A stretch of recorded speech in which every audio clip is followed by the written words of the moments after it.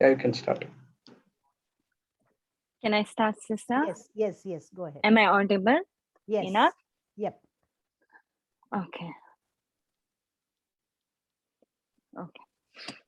Heavenly Father, we thank you, we praise you, we love you. Lord Jesus, we thank you, we praise you, we love you. Holy Spirit, we thank you, we praise you, we love you. Lord Jesus, through you, yes, we are a chosen generation. Lord Jesus, through you, we are the salt of the earth. Yes, Jesus, we are the light of the world. You made us the light of the world. Lord Jesus, what a privilege for us to be yours. Jesus, and though I was not worthy to be yours, you made me worthy. How blessed I am and how blessed we are. Lord Jesus, thank you. Though I was not worthy that you should die for me, you should come to this world for my sake. But you left 99 ships and you just came for me. I was undeserving, but you made me deserve through you. You made us to come boldly to the throne of Heavenly Father through you. You fill that gap between us and through the Heavenly Father. Lord Jesus, every breath I praise for you. Every second I live for you. Till my last breath, Jesus. Now we are going to hear your word through Papa Johnson. Jesus, I speak blessings upon Papa Johnson, and you are using his vocal cord to convey the message, what we want to hear. And you know, Jesus, everyone what they're expecting, everyone has in their own heart. They have come up today with their questions, maybe with their desires, or with the things what they are expecting and why not happen. You know everyone's heart, but you are using Papa's voice and you are speaking through him to convey everyone's answers. Lord Jesus, I speak blessing upon all the devices, network connection, and all the believers, those who have joined here, and speak blessings upon them, their generation and generations to come. Thank you, Jesus. I bless everyone. I bless this platform. I speak blessings upon every one, those who yet to hear and going to hear, and those who may hear in the future. Thank you, Jesus. We make this prayer in the mighty name of Jesus. Amen. Amen. Amen. Amen. Natalia, today it's not Papa, it's Jude speaking. I'm so sorry. Okay. Jesus knows it's whoever yes. it is. Yes. Yeah. That's okay. Praise Oh. Okay, so any testimonies? Hello? Can I share? Yes, please. Is it just a small testimony? I mean, how Jesus was talking to me. I really enjoyed that. One of my auntie from India, she just called me and she said, oh, I'm one of our neighbor, but I had no connection with that girl, lady. She's in Auckland. I said, okay. Then she's feeling homesick and can you please help her? I said, of course. I'm working for Jesus. And she gave the number and I called her. And I said, oh, I thought it's just nice to be, give Jesus. And I was speaking to her. I said, oh, if you need any help, just don't hesitate to call me. I'm here for you. I help you. Then she asked, oh, which church you're going to? I said, I'm going to church every Sunday. It's a believer's church. She said, no, I'm Catholic. And you're too Catholic. You are not supposed to go to believer's church. That is Protestant. And that is new life. when she said, no, that is new life, I was saying, my question, Jesus, look at this. It's a new life. She doesn't know the meaning of new life. I said, I asked her, what is mean by new life? No, they change people. I said, okay. I say, you know what? They don't change people. They change people from worldly to godly, I said. Then she said, no, we don't worship that one. I was like, I was angry, kind of. I just said, okay, fine, I'll see you later. I said, and I blocked her in a WhatsApp. Oh my goodness. WhatsApp. I said, Jesus, I don't want to have connection with her. You know what? Did you hear what she said? She said it's a new life. She doesn't know the meaning of new life. So I don't want to talk to her. Then and I blocked her in a WhatsApp. And I said, Jesus, I don't want to talk to her. Then after 2 days, you know what? When I was driving, Jesus said, you know what? You love me, right? I said, yes, I do. Unblock her. No, I'm not going to unblock her because she said that it's a new life. Then, okay, I just continue. I did not talk. Then next time when I was praying, can you please send message to her and say that I will help you. I will take you for shopping because she's a new one. I'm not going to take her. I'm not going to unblock her. No, you should. Because you know why? You love me, right? I said, I do. Now, the love you are expressing is a human love. It's not a godly love. Can I tell you one more thing? You're showing your love is exactly like a Peter's love. You remember when soldiers came to arrest me? Peter took his, talwar and he chopped his soldier's ear. That kind of life. I mean, that kind of love you're expressing. That's not a godly life. Now it's your chance. Speak to her. Be nice to her. Do, extraordinary. Go, what she's expecting, go far beyond that. That's what is new life. It's a chance. I said, okay. Then I unblocked her and sent message to her. And I'm planning to take her for the shopping now. Wow. Praise That Jesus. See, you're really a chosen generation. Yeah. And that I like the message which Jesus said that, convey me that my love was Peter's love because I blocked her because she said that it's a new life.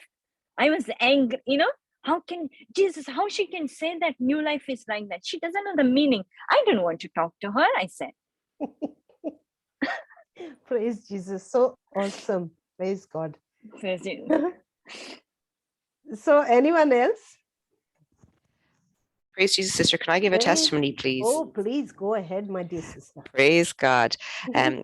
Basically, I've been doing a course, and there's a girl in my class who wouldn't make eye contact with me all year, no matter how many times I said hello, never spoke to me. Now she was quiet as it was anyway, but basically she would just either look to the ground or look straight on when I would pass her. And on what day was it? On Wednesday. So I'd been blessing her every day. And as we're taught by Brother Amal, we bless people every day in the same way that we brush our teeth, and we would never go a day without brushing our teeth. Would you go a day without brushing your teeth, Sister Maria? No, never. No. So every day we bless the people who have come against us. So I've been doing that probably for, I'd say, maybe 6-8 months. And on Thursday morning, just before I left for class, I had just picked up my notebook from last Sunday, and on the top of the page was the line about what Brother Johnson had been teaching us, that even our clothes are anointed. God, I just looked at that line. I was like, my goodness, Eve, my clothes are anointed. I was kind of pondering that as I was leaving the house, and I went to class anyway. And I was on computer, and next thing there was this kind of presence behind me, and I turned around, and she basically, this girl was handing me a sheet, and she just started a conversation. She basically ended up telling me her entire life story, and probably stood there chatting to me for about a half an hour. And I was like, oh my Lord, what is Wow. happening right now? And to say that it was divine was just as in I could sense the palpable presence of the Lord there in the conversation between us. And she's just telling me about, for example, how her life has prospered recently. And the Holy Spirit reminded me afterwards, and you've been saying thank you, Jesus, for blessing X every day for 8 months. So of course he was going to bless her. I had been thanking him for blessing her. Oh, praise God. So praise God. And it was such a joyous conversation. And we just had the loveliest conversation. And it was so supernatural. It was just incredible. I cannot explain, as in the joy that I've been walking around in ever since, as in that once we hand over the situation to the Lord, and we're not condoning their behavior by not doing anything in the natural about it, or by not saying, why aren't you speaking to me, or I can't believe she's not talking to me. Did you see now the way she's not talking to me? And when you bless them, you're basically letting the Lord decide what happens in their lives, as opposed to you deciding that you're going to kind of take control of the situation. And it was just so beautiful how when we hand it over to the Lord, like he changes things in ways that we could never imagine, and much better than we could if we tried to fix the situation ourselves. And it was just, oh, so thank you, Jesus, for that awesomeness. And that was a simple day-to-day situation. And it's when it's how the Lord works in our little small day-to-day situations that always just amazes me the most. As in, the big things are awesome, but as we've been taught, miracles are not God's best. It's when he's involved in the little small day-to-day minutiae of our lives, as in nothing is too small for him. Absolutely nothing is too small for him. So thank you, Jesus. Like, we're so blessed that we can rely on him in everyday situations. We're just so blessed. Amen. Praise God. Thank you, Jesus. So amazing, isn't it? Even to be chosen. To be a chosen generation, to be a part of him through his word. Amen. Wow. Amen. Praise Jesus. Amen, sister. Praise God. Anyone else? Praise Jesus. Jennifer, you have a testimony, Baba? Yes, sister. Okay, go ahead. Praise Actually, God. I have been wanting to share this testimony for the past 1 month. Wow. But the situations as such that I was staying at my in-laws' place. And if I had been to say all this in front of them, I'm sure at least one person would have got a heart attack then and there. So that was the reason I was not able to share my testimony. And soon after that, I was traveling quite a bit. So that is the reason I thought today I need to share my testimony. So that is why. So praise God. This is how it went. This happened a month back in Pune. I just took my son on a bike to his sessions. So we were on the way, and what happened? There was a divider on the road. Okay, just before a roundabout. So there, all the vehicles, as how it was going, we were just maintaining to our left side, and we were going in the normal speed. And then what happened? There was a tractor which was trying to take a turn. In the divider, there was a brake, and it was trying to take a turn. So all the vehicles, we saw the tractor about to take a turn. So we all applied the brake and we braked. And then what happened? So the tractor driver also applied the brake and he stopped his vehicle.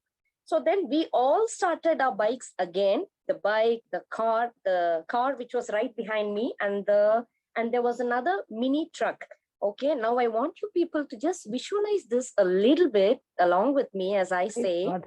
And this mini truck was right beside me and the car was behind me. And there were a couple of other vehicles which I'm not aware of. I do not know.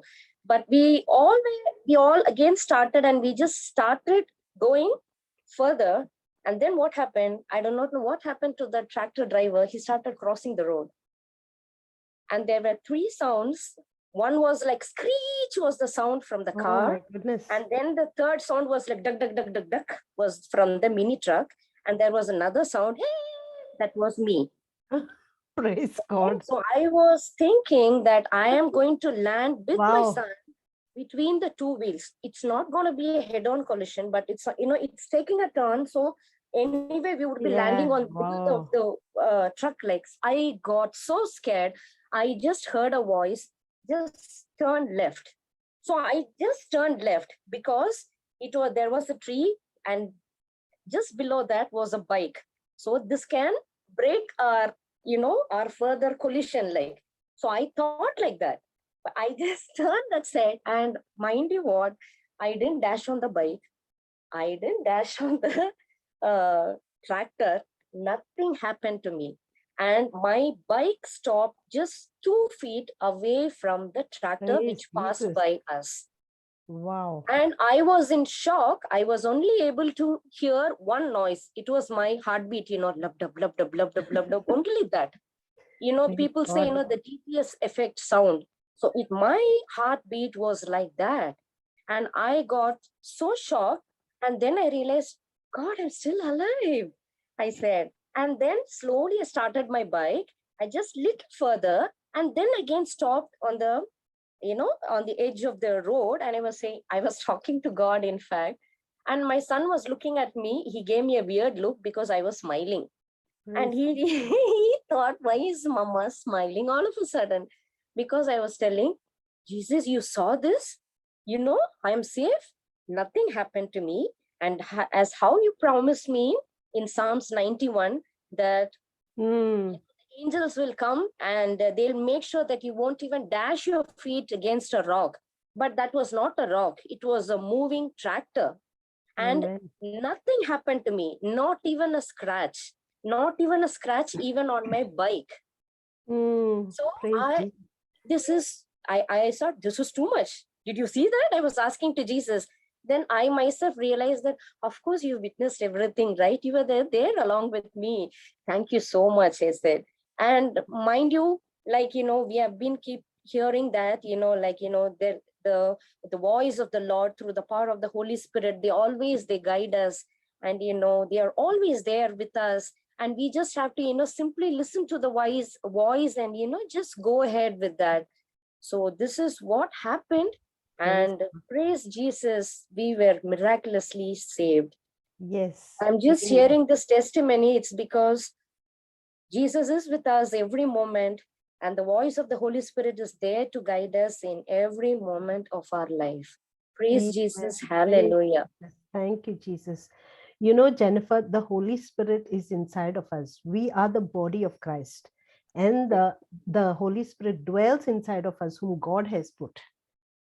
So he's inside of us. He's with you, around you, inside of you, everywhere. So praise Jesus. Thank you, sister. Thank you. Praise Jesus. Awesome. Sister Maria, can I just give a very quick testimony to the fact that after I gave my testimony just there, that inflammation and swelling in my hand just disappeared after I gave the testimony. So thank you, Jesus. Praise Jesus. Thank you, Jesus. Thank you, Jesus. Praise Jesus. Can you share 1 Corinthians 6:19 for Jennifer? Okay, Jennifer, you read this. Okay. Now I told you that I have to show you where it is. Sure, sister. 1 Corinthians 6:19, Baba.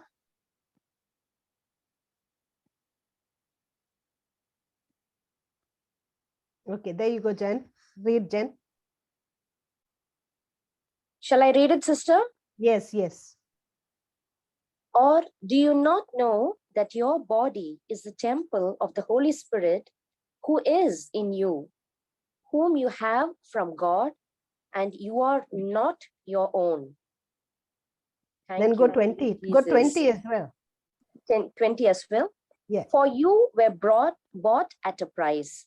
Therefore, glorify God in your body and in your spirit, which are God's. Praise the Lord. So that body wasn't meant to be dashed on the other vehicle. That body was the temple of the Holy Spirit. Very true. And you were not your own. You're not your own. You're precious. Praise Jesus. Praise Jesus. Thank you very much for sharing. Thank you. Okay, Baba Enoch. Anyone else? Anyone else?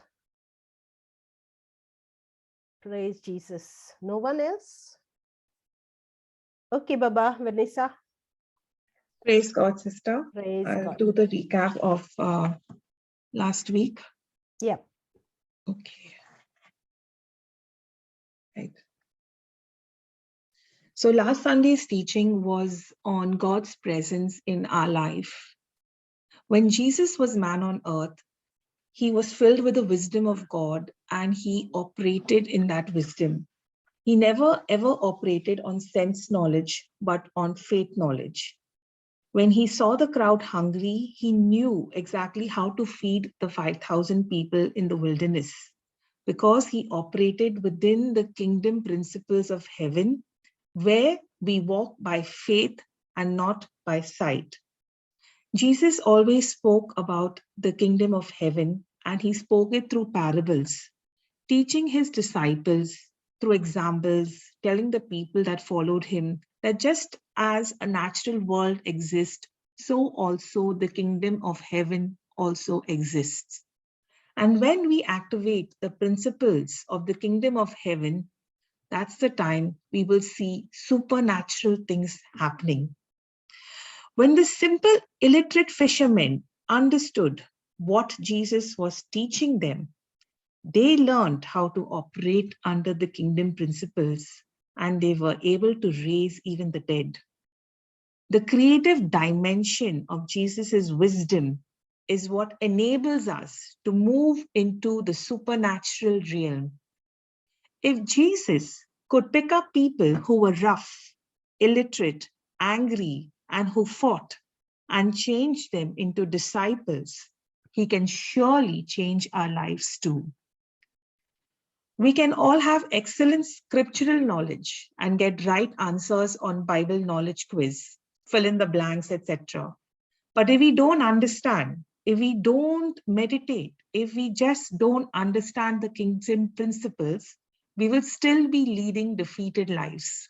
Let's look at the Pharisees itself. All the Pharisees knew all the scriptures more than we do, and yet they could not perform the mighty works that Jesus did. Why? This is because they failed miserably in the kingdom principles. They failed in knowing the truth, in understanding the truth. Kingdom principles don't speak in the head knowledge, but they speak in the heart knowledge. And all our lives, we have been led through our senses. And we walk through our senses and not through our faith. Brother had a desire to raise up an army of disciples with a zeal to work for the Lord. People with different languages would be trained at the retreat center. Along with teaching them and making them disciples for Christ, the ministry will also take care of their expenses. Now, going by head knowledge, brother would have been depressed looking at the increased multiplying expenses for that retreat center. But in understanding the kingdom principles, he got addicted to the word of God and saw that the word has the power to change his life, pay his bills, and he now operates in the supernatural. When we speak and exercise our faith in the Son of God, who has given us his written word, we remain unshaken. We will never be overthrown by our situations. We operate in kingdom principles using the scriptures and move into the supernatural realm by faith. We are no longer stranded, but we move forward. And when we move forward, we carry God's divine presence in us. We can all operate in the supernatural by the creative ability of Christ. And that potential he has given to each one of us. God's divine presence is within us. When God's presence is in us, mountains melt like wax. So when somebody comes against us, remember that God's divine presence is within us. When we seek God's kingdom, the first thing we need to do is repent. Repent is not changing our actions, but repent means changing the way we think. Why should we change the way we think? Because all our thoughts have a root. And when those thoughts are contrary to the word of God, we need to capture them and make them obedient to the word of God. The word of God is the root producing godly thoughts. And when our roots grow deeper into the truth of the word of God, we start thinking godly thoughts. The kingdom of heaven operates through love, compassion, and forgiveness, and through the leading of the Holy Spirit. So when God's presence is always with us, we have godly thoughts. And then what anybody does to us or says to us will never bother us, because God is with us. God's presence is within us. We have the root of the word of God producing godly thoughts. When we don't have the root of the word of God, we don't have godly thoughts. And then when someone does something to annoy us, upset us, we focus on what they did, what they said, and the devil will do his best to uproot that root, which is the truth of the word of God. He makes us focus more on who said what, and we think ungodly thoughts because we have not repented of our old carnal thinking.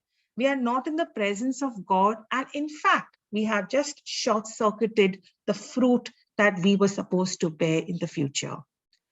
Brother shared from his life how he had to submit some documents to the government office, and when the person started to speak to him in Kannada, he did not understand it. For about 10 minutes, the person kept on talking, and brother was only smiling and nodding his head. And finally, he said, "I don't know Kannada.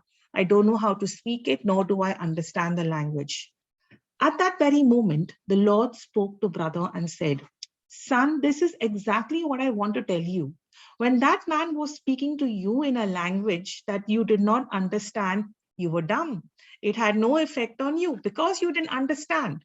In the same way, when someone abuses us in a language, know that you, being a child of God, you don't understand what that person is saying. You don't understand their language because now you understand only the language of heaven. Being crucified in Christ, we are a new creation. And when we hear anything that does not correspond to the word of God, we act dumb. We do not understand, and we don't even show our interest to understand. Why? Because we are crucified with Christ. We are a new creation. The world is crucified with me, and I have nothing to do with the world. I no longer understand the language of bitterness, wickedness, or jealousy, but I now understand the language of agape love. And the more we operate in agape love, the presence of God in our life is guaranteed. Jesus said to his disciples, "All power is given unto me in heaven and on earth, and go therefore and teach all nations, baptizing them in the name of the Father and of the Son and of the Holy Spirit." Jesus did not say, "Go and pray over the sick." He commissioned his apostles and said, "Go and preach and make disciples."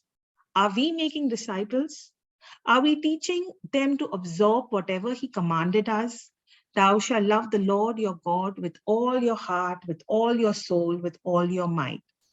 Love one another as I have loved you.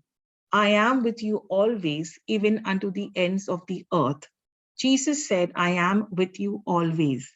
Are we making disciples? Are we teaching them the word of God? Being a Catholic should also mean that you and I know the word of God and live in the supernatural. If we don't know the word, how can we say we know God and we believe in his word when we don't know how the word works? If we don't know the word, we don't know the kingdom principles, and we will be still leading defeated lives. When Jesus cast out demons from the man said, "Jesus, take me along." And Jesus said to him, "You cannot come with me, but you can do one thing. You go and share with others what the Lord has done for you in your life." That man followed Jesus' instructions and went, preached the word, and made disciples. God was with that man. Now, isn't that same God with us?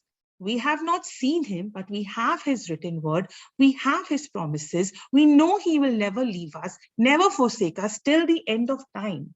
Jesus has promised us that God is with us always. His relationship is with me always.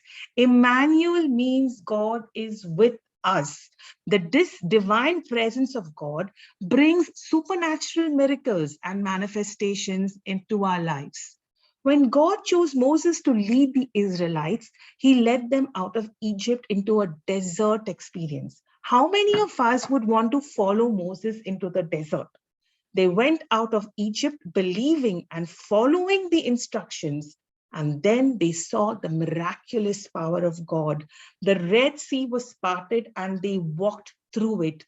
The sacrifice of the lamb and putting the blood on the doorpost would have looked absolutely bloody with no scientific evidence. And the Israelites could have challenged Moses for this. Yet they were obedient, following the instructions that Moses gave them, and they received God's protection. They saw amazing things happening. When they were thirsty, they found water at Mara, but that water was so bitter to taste. And then they were angry and picked up stones to kill Moses. Moses received the word of God to take the branch of the tree and throw it into the water.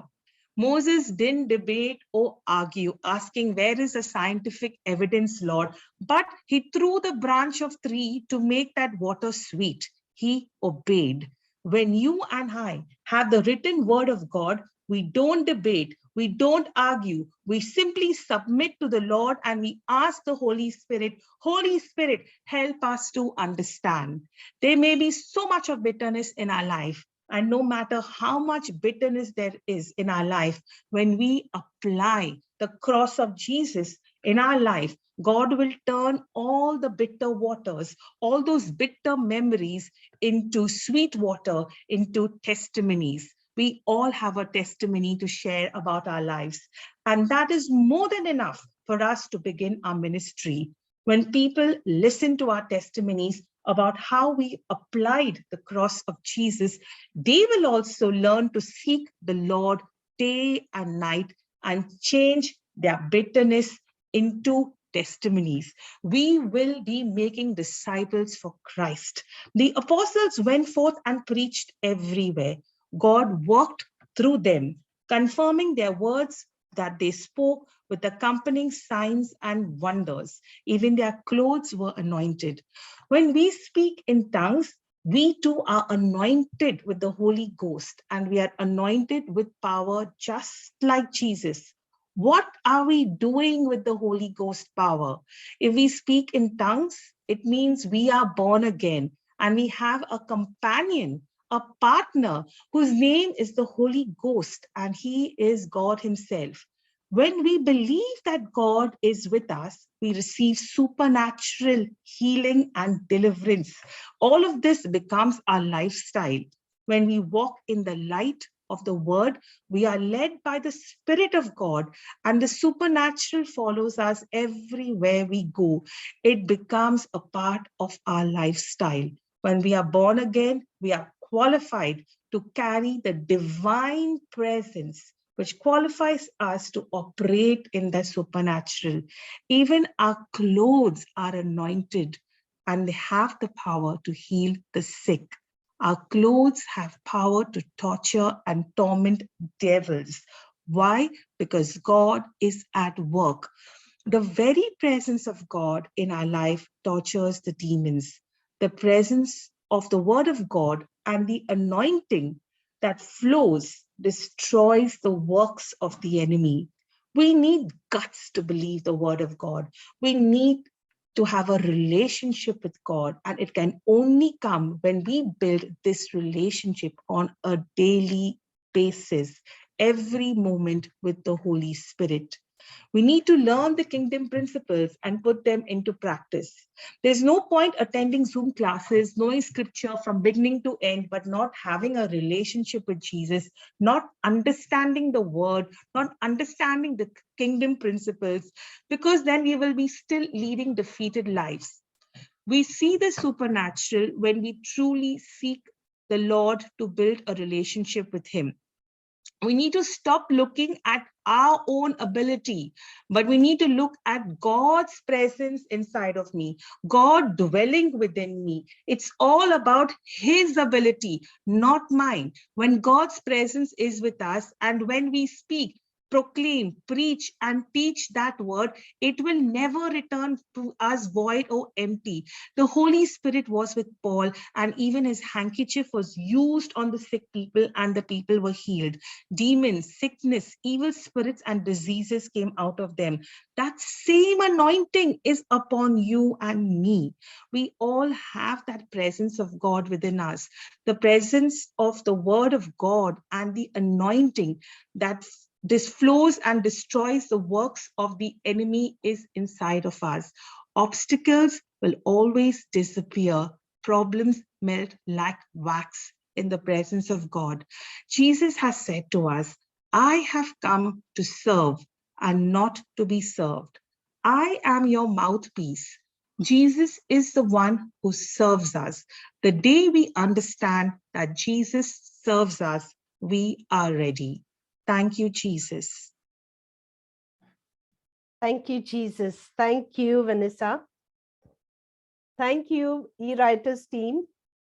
So beautiful. All the work that you do is an evidence of the Holy Spirit being inside of you. Praise Jesus. Thank you, Jesus. Wow, chosen generation. All right, my dear brother, over to you, my dear. Praise God. Thank you, Jesus. Praise Wonderful God. revision. Praise Jesus.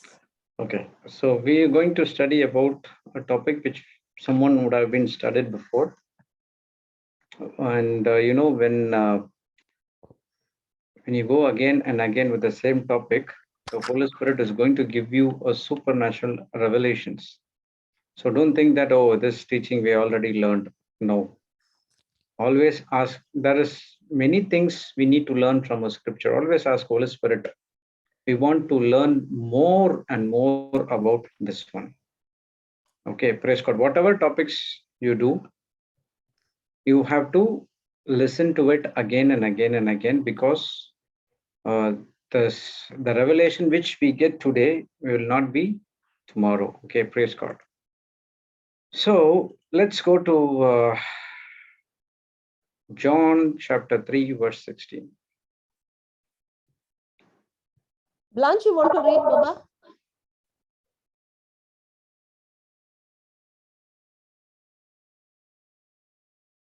Hello? Anyone want to read? I'll read, sister. Okay. Hello? Yes, go ahead. Yes. Read slowly. Yes, brother. John 3:16. For God so loved the world that he gave his only begotten Son, that whoever believes in him should not perish, but have everlasting life. Okay, verse 17.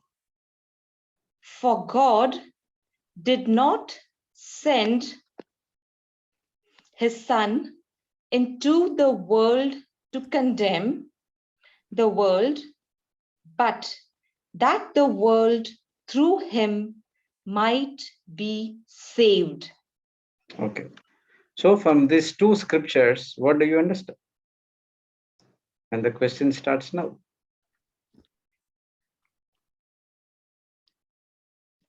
We have many times we have read the scripture, Yes. John 3:16 and 17.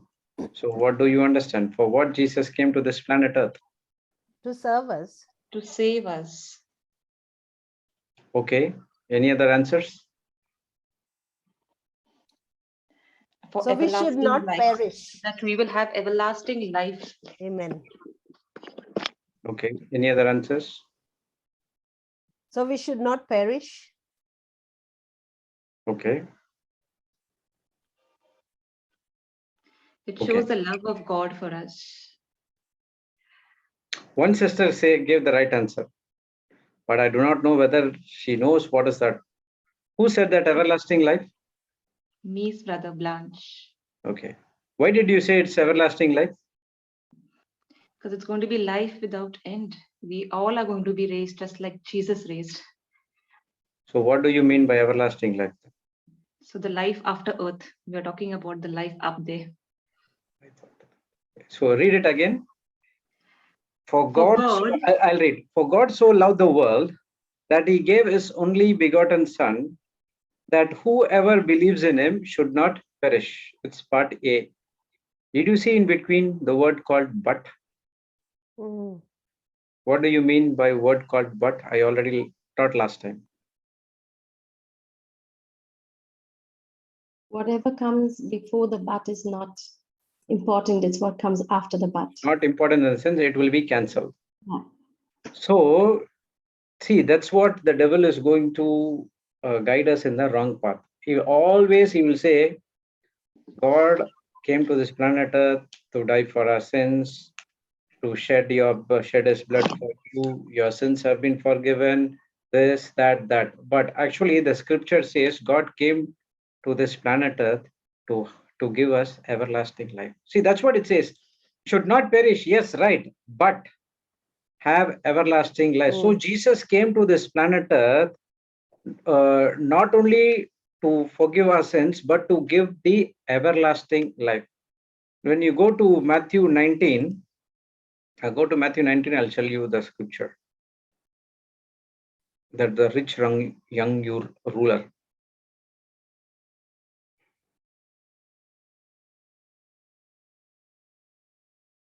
Come down.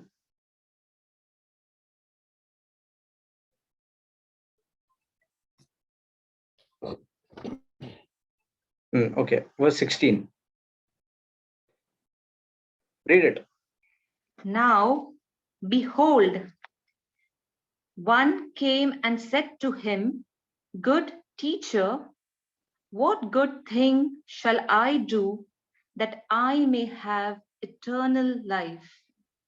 Okay, here this rich young man is coming to Jesus, saying that good teacher is just putting some butter on Jesus, and he asking, good teacher, tell me what I should do to have eternal life or everlasting life.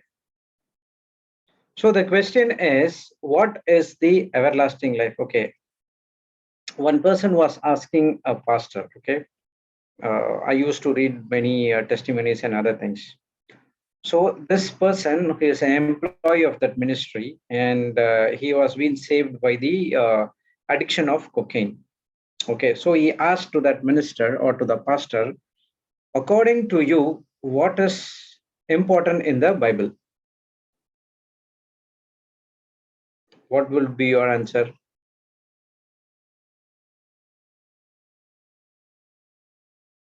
According to you, what would be important in the Bible? So what the pastor said, everything is important to Bible. No, nothing can be neglected, right? Whether it is faith, whether it is love, whether it is eternal life, whether it is salvation, everything is interrelated. And we cannot give high priority to one and low priority to another. Everything is equal. So this pastor said that if you say everything is equal, I cannot say that this is important, this is important.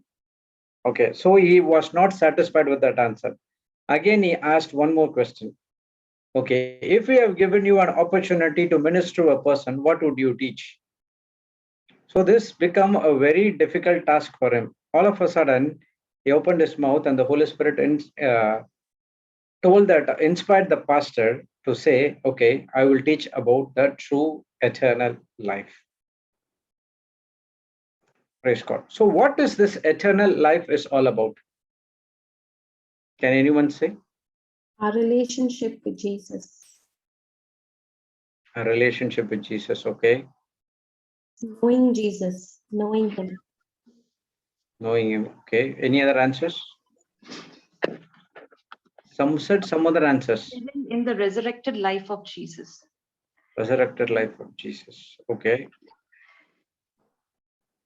See, many of us thought that eternal life is living forever, correct? Life. Someone also said in this group, life after death. Resurrected life, this life, that life. Correct? But that's not right.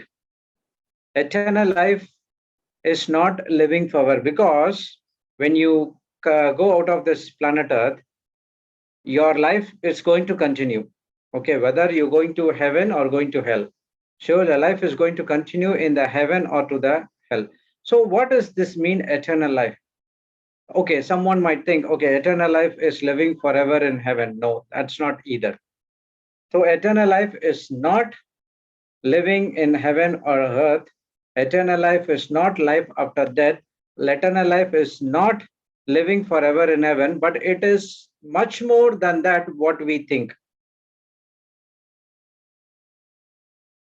Okay, there are several scriptures which talks about what is eternal life. Okay, let's go to John 3:16.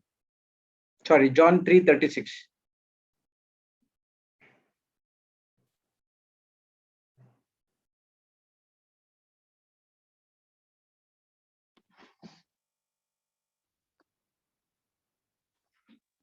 He who believes in the Son has everlasting life, and he who does not believe the Son shall not see life, but the wrath of God abides on him. Wow. Okay. He who believes in the Son has everlasting life.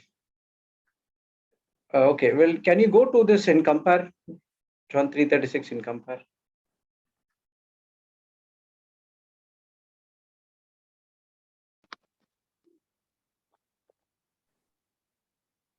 Okay, read that AMP.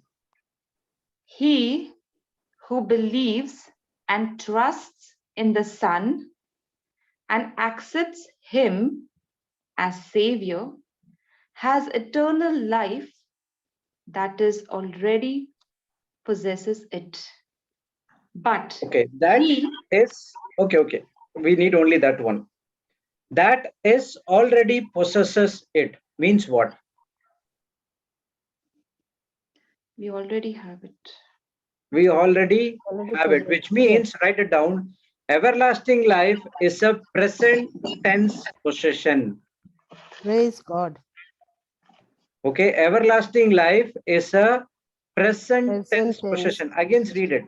It never said that he who believes and trusts in the Son and accepts him as Savior has eternal life, that is already possesses it. Praise God. So everlasting eternal life is not something which is life after death.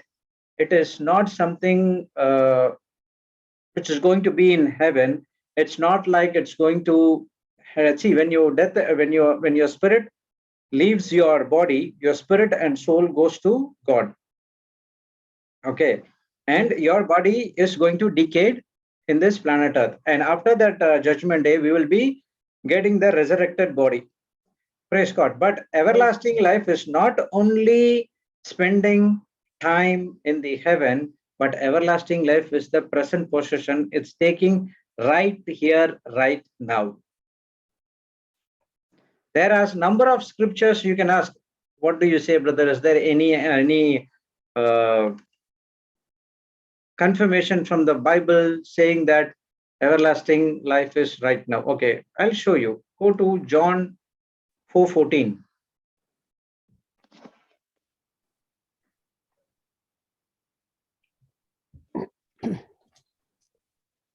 But whosoever drinketh of the water that I shall give him shall never thirst, but the water that I shall give him shall be in him a well of water springing up into everlasting life. Okay, now read this in AMP.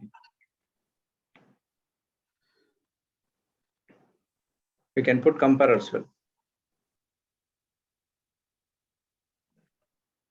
But whoever drinks the water that I give him will never be thirsty again.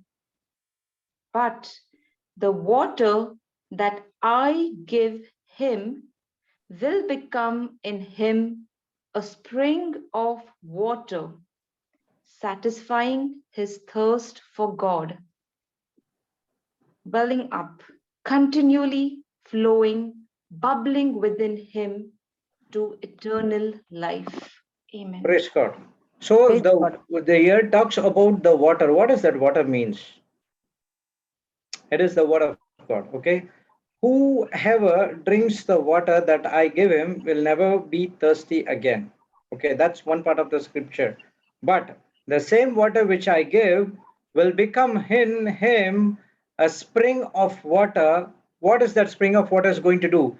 Satisfying his thirst for Christ. Wow. So the scripture every day we study, whether it is a new or an old one, that is going to satisfy your thirst for God. Okay, in first line it says that the thirst is talking about the natural thirst, which means we are using the scriptures to get some material things in our life. Okay, that's one part. The next one is he is satisfying the spiritual thirst, the thirst for God, welling up continually, flowing, bubbling with him to eternal life. Praise God. Let's go and see another scripture. John 5:24. Put it KJV again.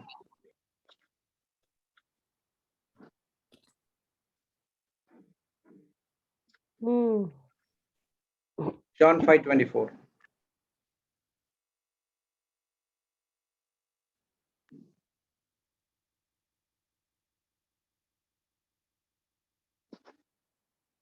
Verily, verily, I say unto you, he that heareth my word and believeth on him that sent me hath everlasting life, and shall not come into condemnation, but is passed from death unto life. Praise Amen. God. Again, okay, we will see that in same in AMP as well.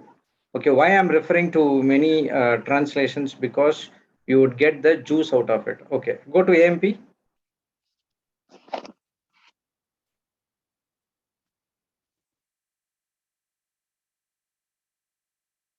Okay, I assure you.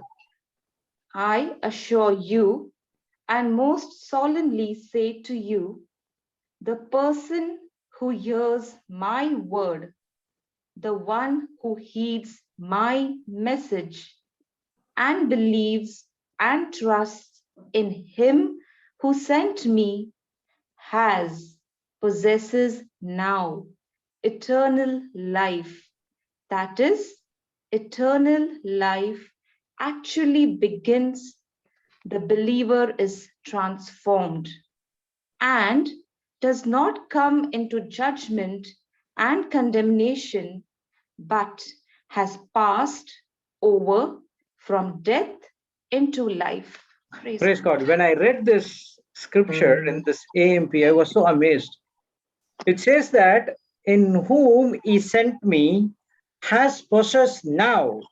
The Bible says that everlasting life is right now. That is, eternal life is actually begins a believer when he has transformed. Okay, what is this transformation? When you're transformed from the old creation to the new creation.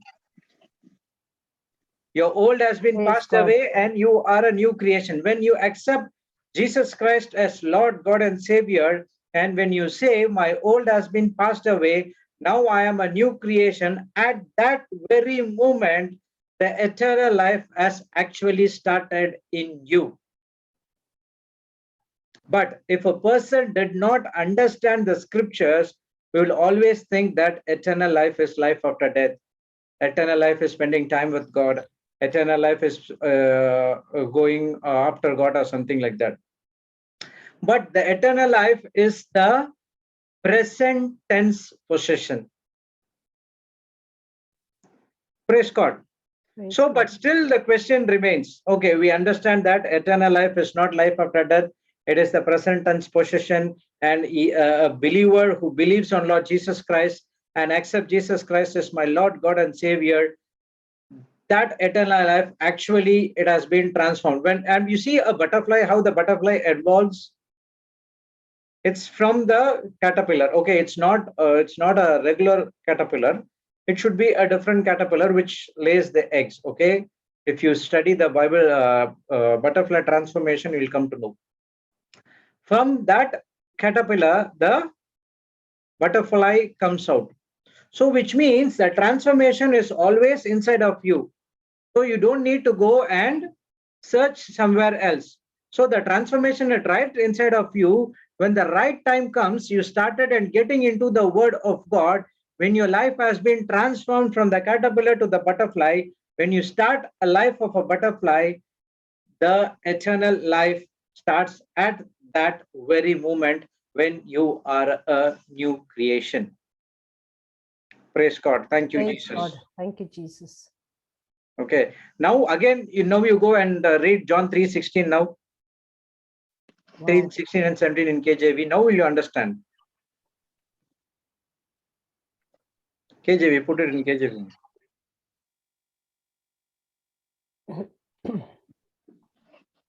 For God so loved the world that he gave his only begotten Son, that whosoever believed in him should not perish, but have eternal life. Everlasting life. God, 70. For God sent not his Son into the world to condemn the world, but that the world through him might be saved. Amen. Okay, praise God. So this verse 17, what we studied, we are not into condemnation. So everlasting life is all about not going to get condemned by the kingdom of darkness for all the prince of this world, but you are going to saved by our Lord Jesus Christ. Okay, so not perish but have everlasting life. What is that everlasting life? That everlasting life is for you to not get into any condemnation from the world. That's what it said. For God not sent his Son into the world to condemn the world, but rather the world through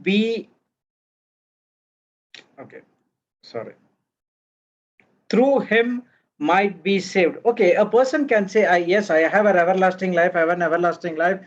I know about this and that, but still his lives can be miserable. Correct? Yes. Okay, he gets into condemnation because he did not understand what is that everlasting life is all about. For example, you don't go about any other in the world to search for a person. Take about me. Example of me, I was get touched in 2013, but I do not know what is that everlasting life is all about. I accepted Jesus Christ as Lord, but I'm not fully transformed. Okay, but my life was still miserable. I was in the prayer. At one time I was getting into condemnation. I get bashed up by the devil. It's not an everlasting life at all. So when I do something wrong, the devil is going to condemn me, saying that this is done, this is done, this is done, and because you've done this, you are going to feel the wrath of God. So I live the life in fear. Is that the everlasting life? Not at all. Yes. Praise God. So the everlasting life is not, you are not get condemned, but you are saved through him.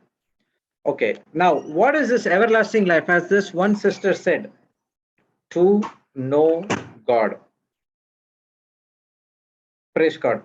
So many people have mistakenly thought the goal of salvation is the forgiveness of sin to avoid hell. See, okay, not all the people, even including me as well, I thought that Jesus came to this planet Earth to forgive my sins. Okay, after your sins have been forgiven, what is the next step?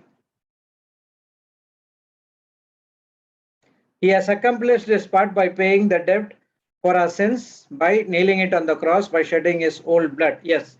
Now you have been saved from your past, present, and future tense. What is your next step?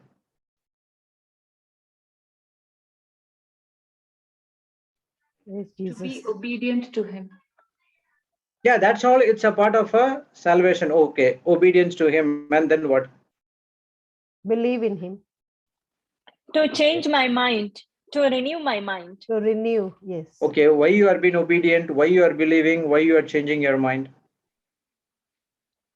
To have everlasting Because I life. know everything has done on the cross. Come. Because you Everlasting life. know. No, yes.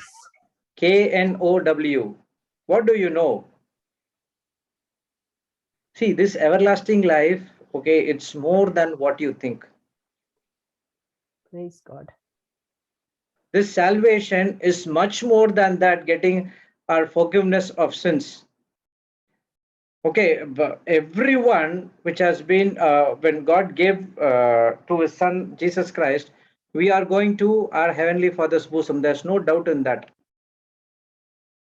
But before going into this heavenly Father's bosom, you have to spend some time in this planet Earth. So what you are going to do?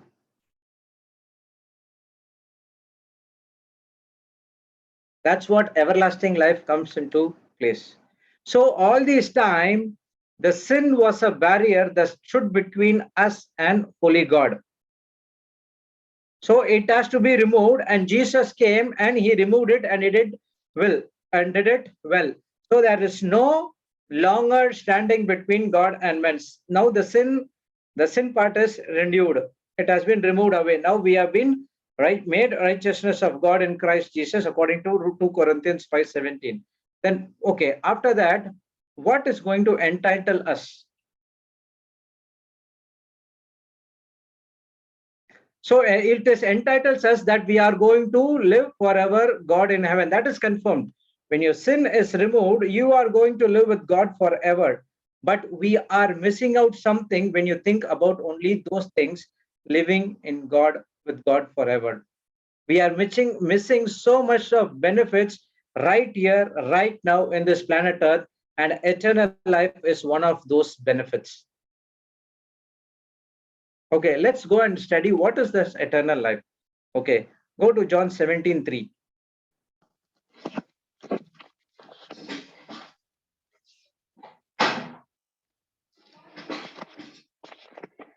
And this is life eternal, that they might know thee, the only true God, and Jesus Christ, whom thou hast sent.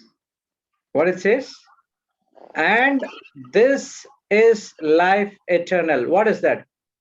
They might know thee, the true God, and Jesus Christ, whom thou hast sent.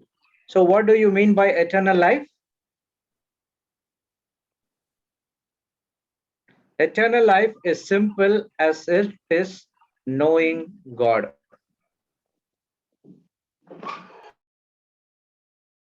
So how many of us know God in and out?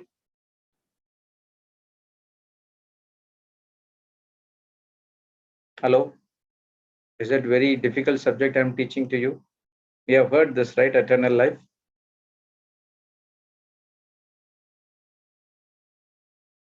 Can you hear me? Yes, brother. Praise God. So, do you think that you know God? That KNOW is very, very, very, very important in our life. If you say, yes, I know God, then why our lives are still not satisfied? So you want to know something more and more about what Bible teaches about God. So the key is understanding what is this word called knowing. Only when you know God, you could able to believe in him. If you do not know in and out, you cannot believe in God. Am I right? You cannot, if someone comes and preaches to you about the word of God, you go and believe in Lord Jesus Christ. Should you go and believe in him or what?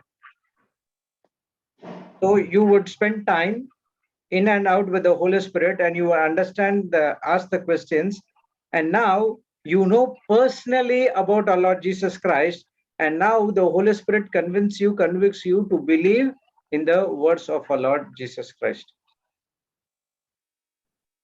This word KNOW, it is much more than the intellectual knowledge. Okay, let's take one scripture and see what is that knowing. Okay, let's go to Genesis 4:1.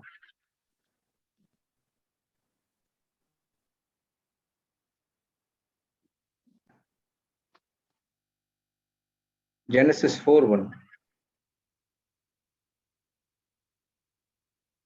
Okay, read it. And Adam knew Eve, his wife, and she conceived and bare Cain, and said, I have gotten a man from the Lord. Okay, here it says, Adam knew Eve, his wife, and she conceived and bare Cain. Adam didn't just know Eve intellectually. If you know intellectually, that won't produce children, but it is more than that. He had a personal, intimate experience with her. So that was the speaking of between man and woman is the most intimate way. If man and woman has to spend most intimate way to know each other, what about our time spending with God?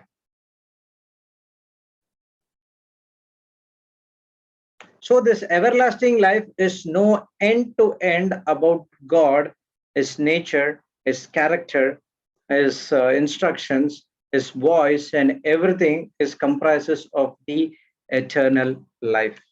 Praise God. So when Jesus said eternal life is knowing God, he was speaking of having an intimate, close, personal relationship with God. That is very awesome. Praise God. Thank you, Jesus. So what is eternal life? Eternal life is to know that our God is only the true God. Praise God. Thank you, Jesus. Okay, write this point. Eternal life is not mere conscious and unending existence, but a life of acquaintance with God in Christ. Okay, I'll put it in chat.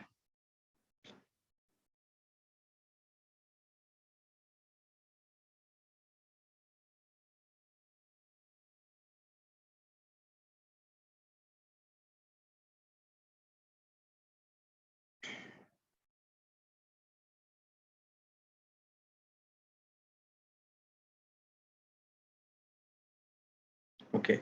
Life eternal is not mere conscious and unending existence, but a life of acquaintance with God in Christ.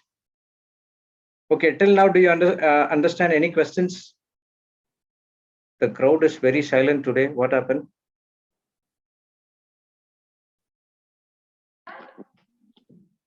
Praise God, brother. Beautiful teaching. What happened? So silent, everyone?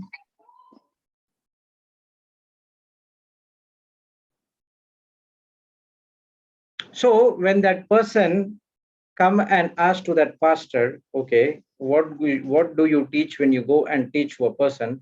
That pastor said about the everlasting life. So How do you define the everlasting life and if someone comes and asks to you?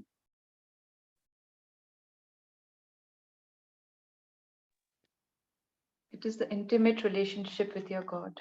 Yes. It's a personal and intimate relationship with your God. Okay. Write down. So we will study with some more points. Okay.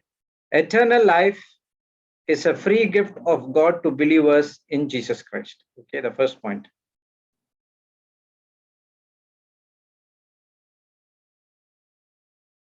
Eternal life. Oh, I'm sorry.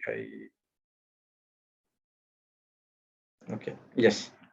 First point is eternal life is a free gift for of God to believers in Jesus Christ. Okay, let's go to Romans 6:23.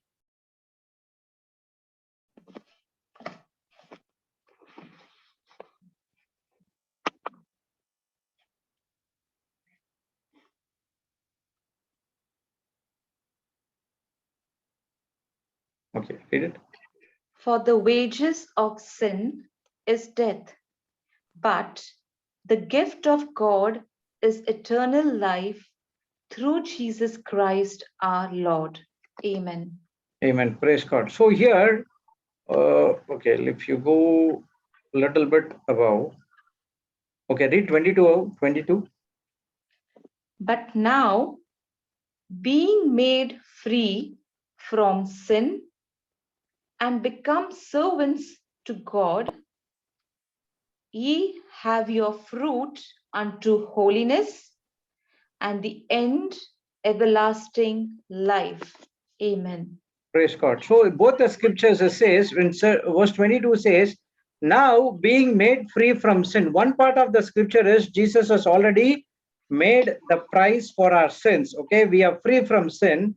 And now because of that, we become servants to God and we have the fruit unto holiness. The holiness is the fruit. Okay, we have the fruit unto holiness and the end is the everlasting life. Okay, again he says that for the wages of sin is death. Many of the times I heard the teaching, the pastors preaching only one part of the scripture saying that for the wages of sin is death.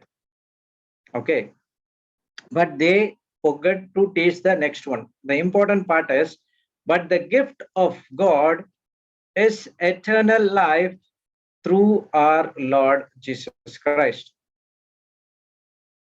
Okay, I already said that. What is the meaning of gift?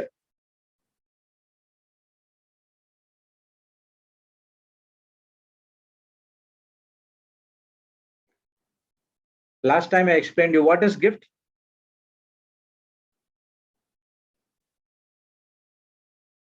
Sister Fatima, you are also not opening the mouth.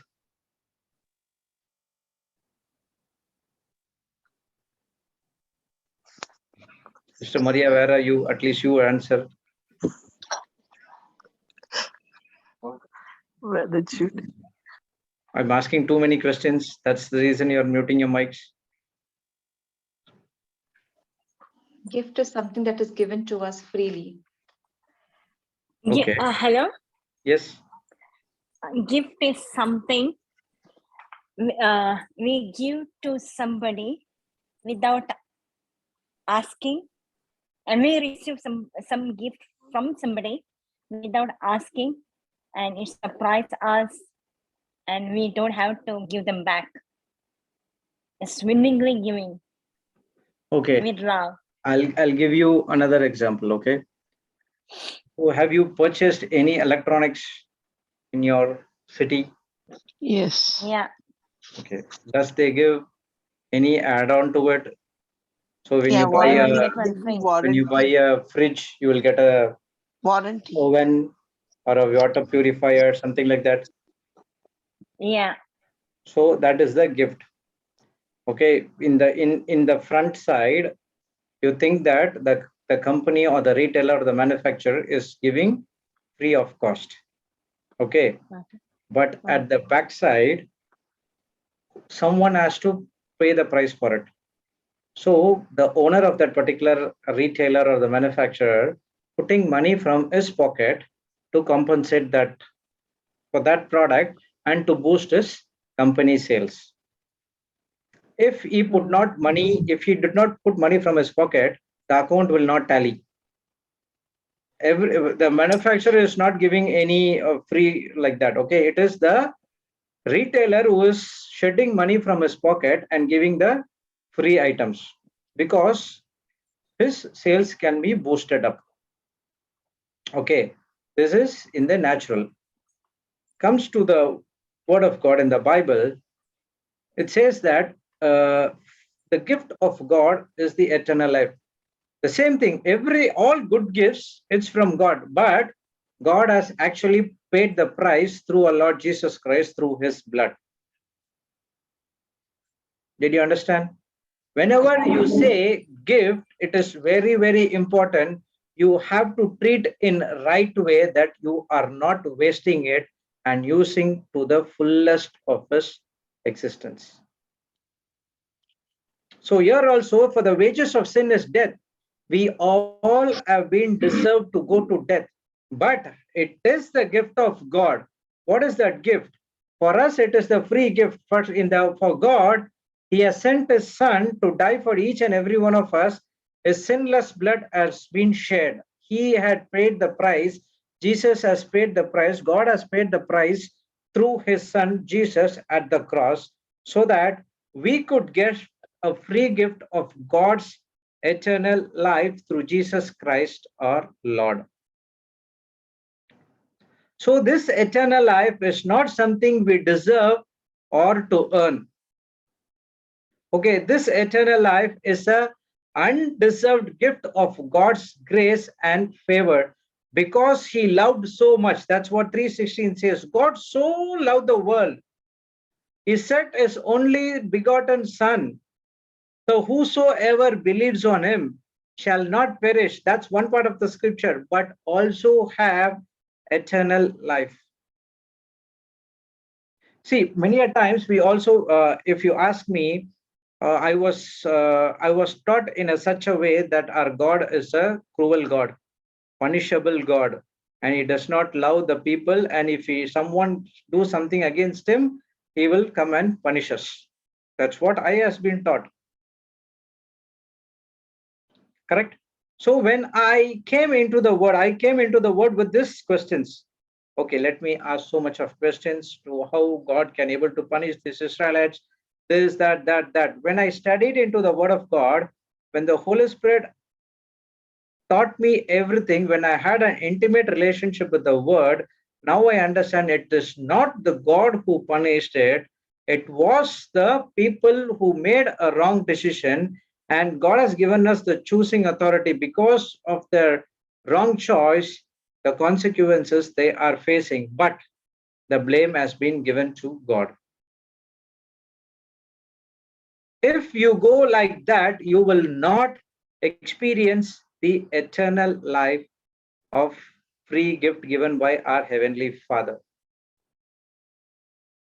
In spite you are born again, in spite you have been transformed, in spite you have been sanctified, as a Christian, you do everything, still you will not have earned the everlasting life.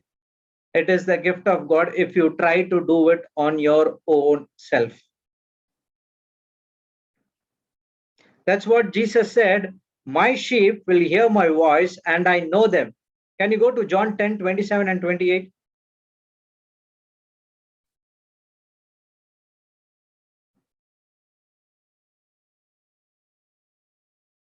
John 10:27, 28.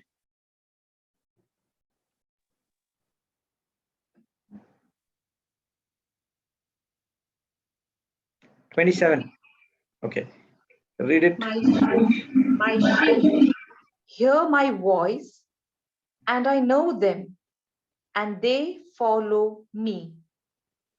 And I give unto them eternal life, and they shall never perish. Neither shall any man pluck them out of my hand. Amen. Praise God. Thank you, Jesus. So what does the scripture says? My sheep hear my voice and I know them. Who is the sheep here? We are the sheep. Correct? Yes. So God says that my sheep hear my voice and I know them. So God and Jesus knows each and every one of us. But the question is, do you know him personally? Do I know God personally? Or I know God only when I want something from him? That was my life is all about.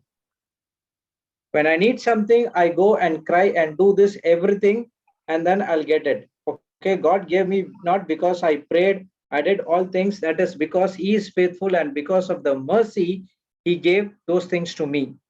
For example, I said, I never attended 12th, in my 12th standard, I never attended a single max class. I don't like max, okay?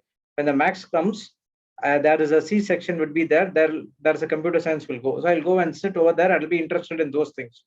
So when the exams comes, I thought I got into so much of fear, but I could able to fail. So I made a prayer to God saying that, Lord, I would put altar boy dress. At that time, I was altar boys, okay? I put all altar boy dress for all the Lent season, starting from Ash Wednesday to Easter Sunday. Okay, just make me to pass the max exam. That is what my prayer. Yes, I passed the 12th, but it is not because I put the dress. It is not because I made a prayer. It is because the mercy of God.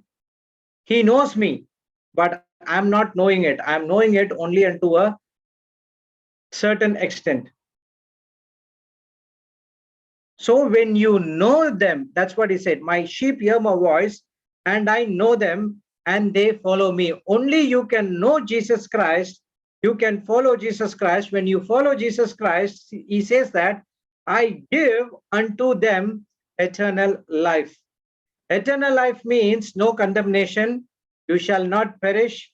No one can pluck you out of his hand, and you are having a wonderful relationship with the Lord Jesus Christ. When you know God, when you understand his character of God, even though the devil comes and puts some condemnation of your past life, you will say, ha ha ha ha, you don't come and distract me. I know my God, how he is full of mercy, full of kindness, full of forgiveness, full of agape love. He is not going to condemn me. It is it is devil, you are condemning me. I'm not going to fall for this trap. This is what everlasting life is all about. He says that if you notice, clearly notice, okay, here it says, and I give unto them eternal life. Do you see after eternal life, there is a semicolon? Hello? Come on, sisters, please talk. Hello? Yes, brother. Hello, sister, how are you? Praise God. Do you Blessed. see that semicolon here? Yes. What do you mean with that semicolon means?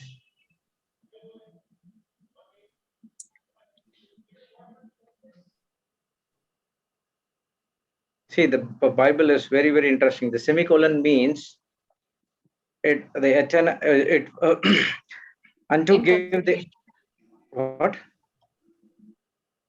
What, sister? Okay. So a person should not perish, shall not pluck them out of my hand. The answer is when you go into the everlasting life. That's what the semicolon is all about. The answer for this is, if you cannot perish, no one can condemn you, no one can disgrace you, you will not fall for the trap.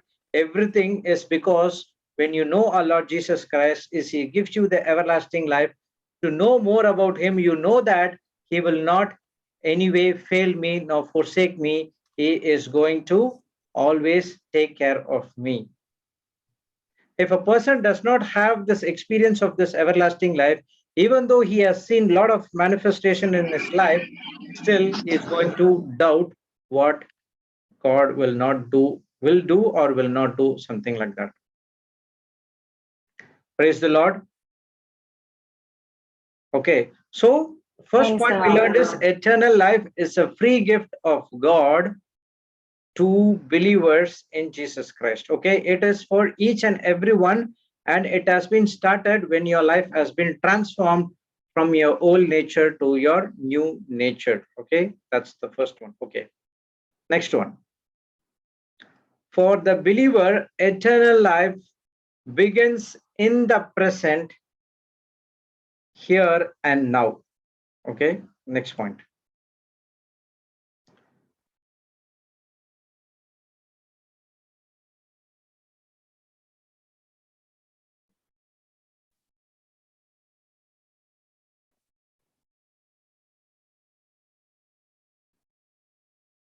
Okay, first is a free gift, and now we are understanding that for the believer, eternal life begins in the present, right here, right now. Jesus described eternal life in the present tense. That's what we studied in John 3:36, John 5:24, John 6:47, John 5. We studied about in which scripture we saw that AMP, correct? Can you put John 5:24?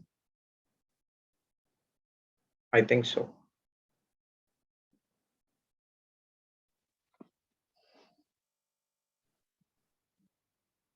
Yes, put it in AMP.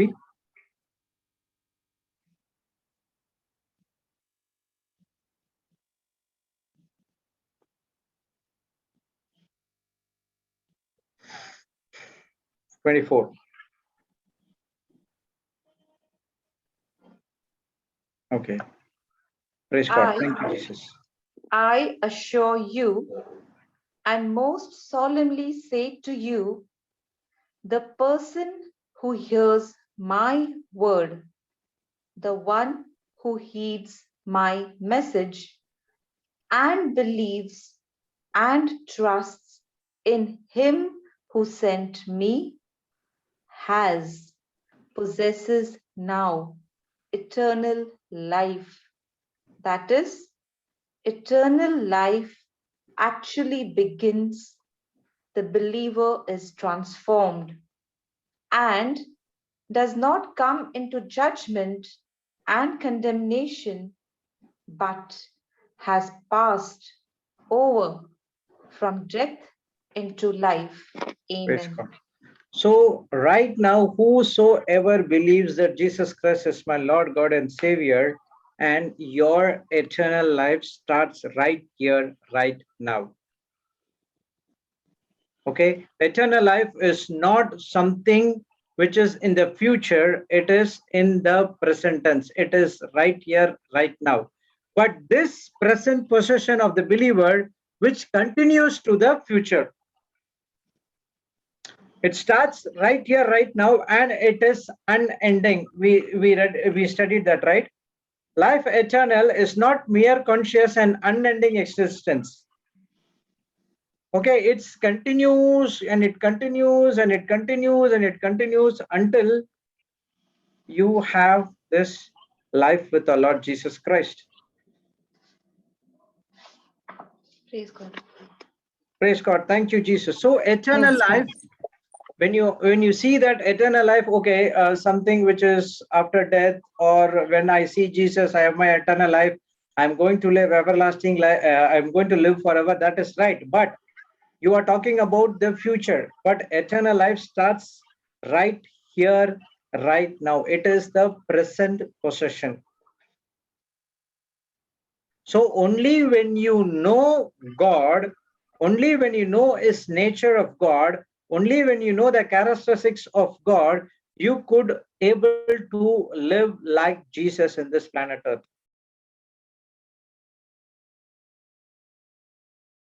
Unless and until if you do not know God, you cannot abide in his words. Let's go to John chapter 15, verse 5 to 7, KJV.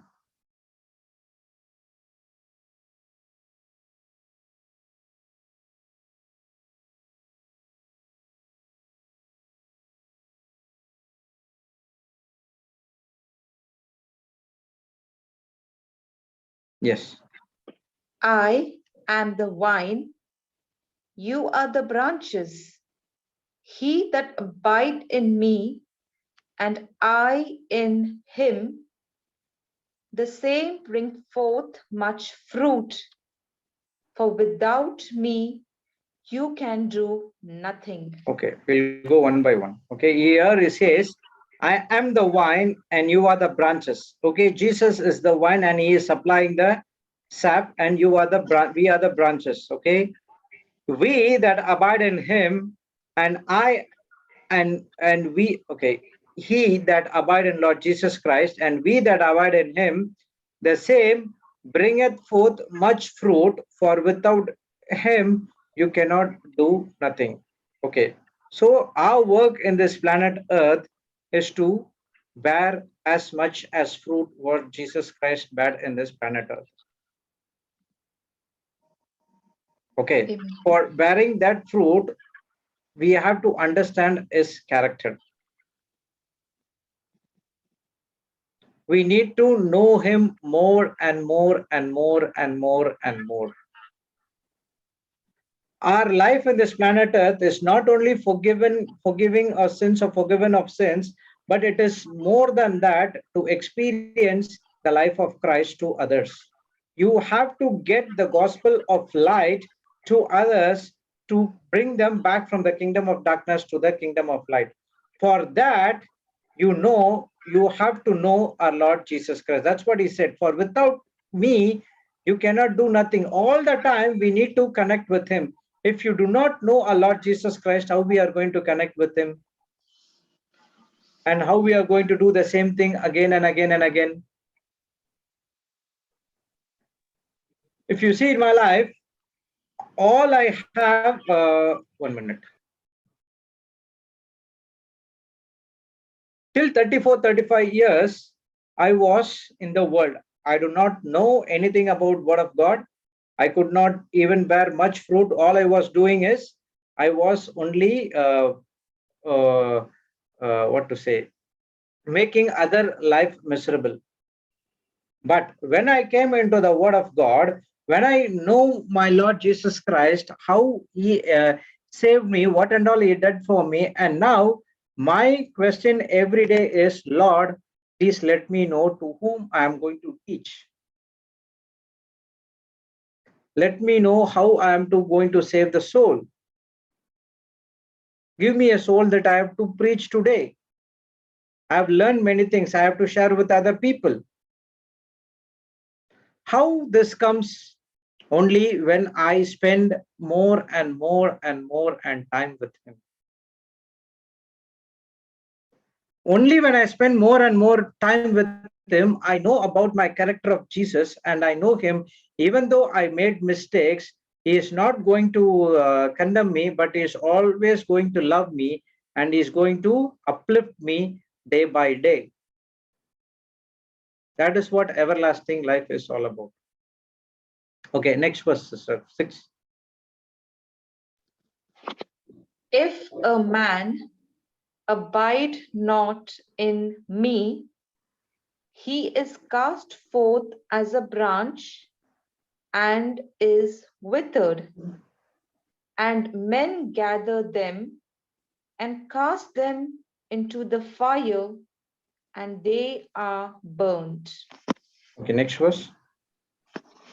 If you abide in me, and my words abide in you, you shall ask what you will, and it shall be done unto you.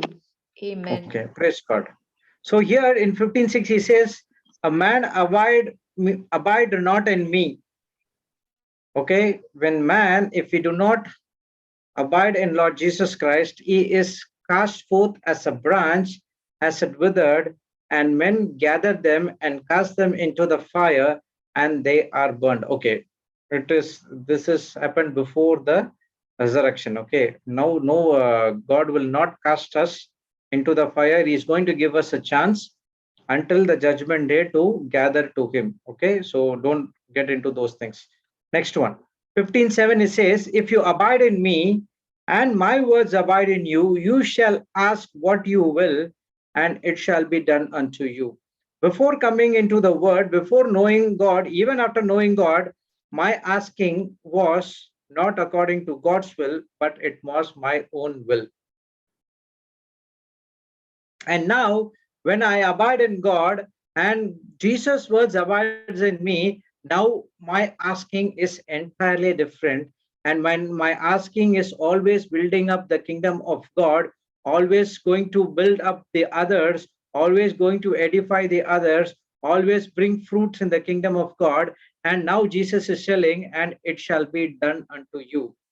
I had when I been saved from the sins and other things, from the vertigo and other things, I asked God that I need which is not according to the kingdom of God, but according to the worldly standards, but it not came to pass. But when I came into the word after this pandemic, my real transformation happened after this pandemic. Now my asking is according to the will of God to benefit the kingdom of God.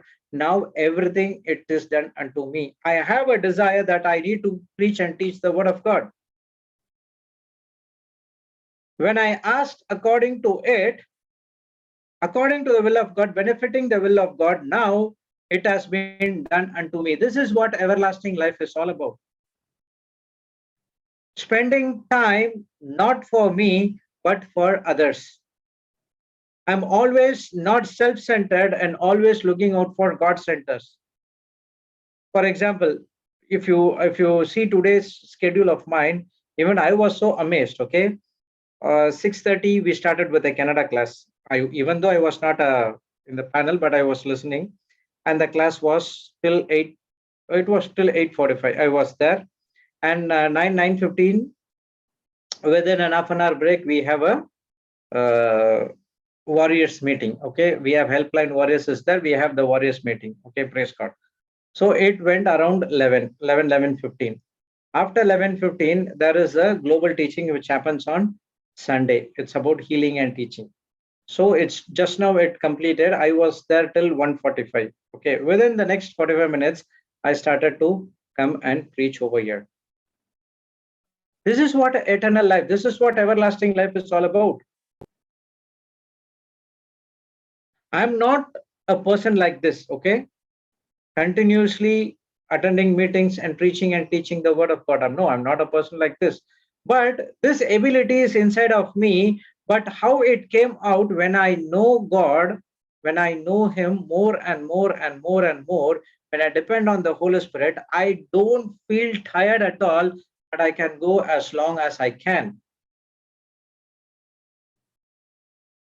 So now this is what I'm asking for, the will of God. Lord, let me know what I have to do today. I've learned so much of things which is inside of me. Yes, I have to teach to someone. Show me the soul which I have to speak to them. When I've been transformed with the word of God, so my everyday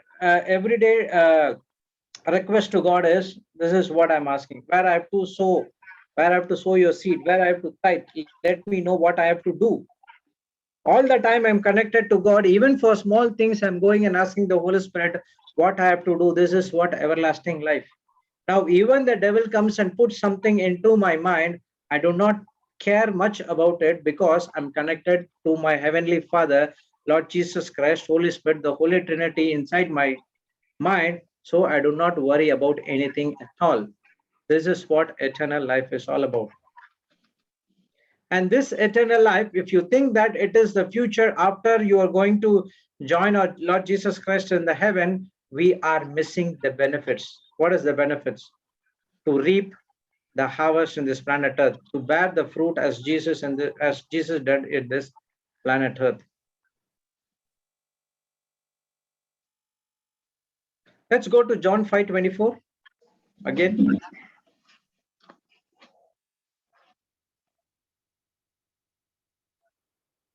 KJV.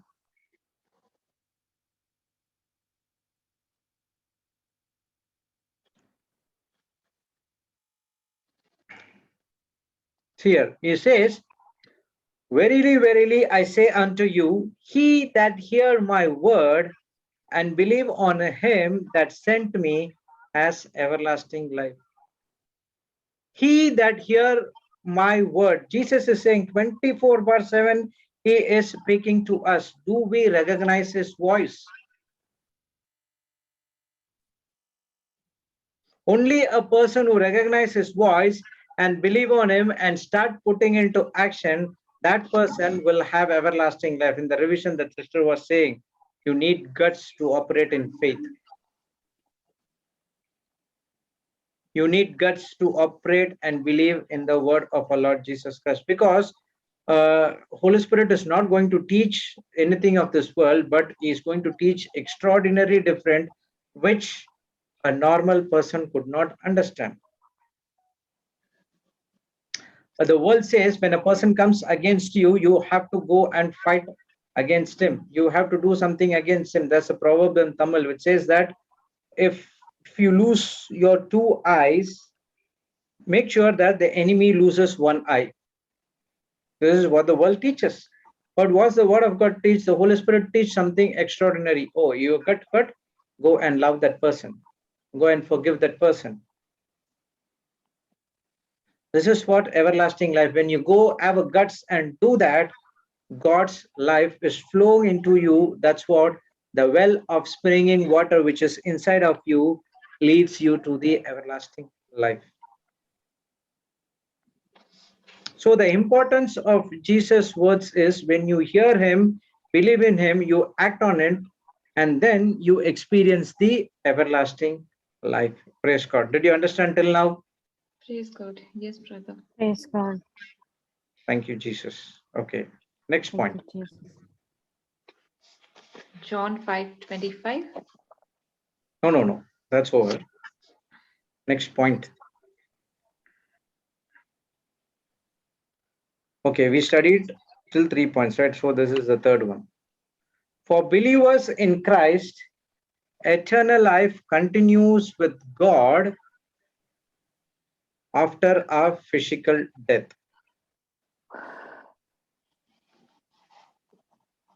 Okay, so for believers, for us in Christ, eternal life continues. Okay, so that's what I said. It's a present possession for believer, but it is also continues in the future. Okay, let's go to John 11:25 and 26.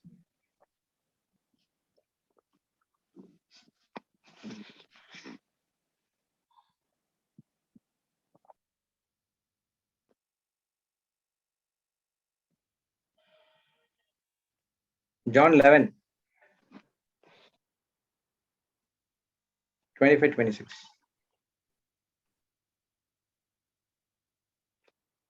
Jesus said unto her, I am the resurrection and the life. He that believeth in me, though he were dead, yet shall he live. And whosoever liveth and believeth in me shall never die. Believe thou this? In other words, he's asking, do you believe this? See, the incident happened when Lazarus, okay, Martha's sister has died, and they had sent out to Jesus, but Jesus came 3 days late. Okay, when Jesus said to Martha, I am the resurrection and the life.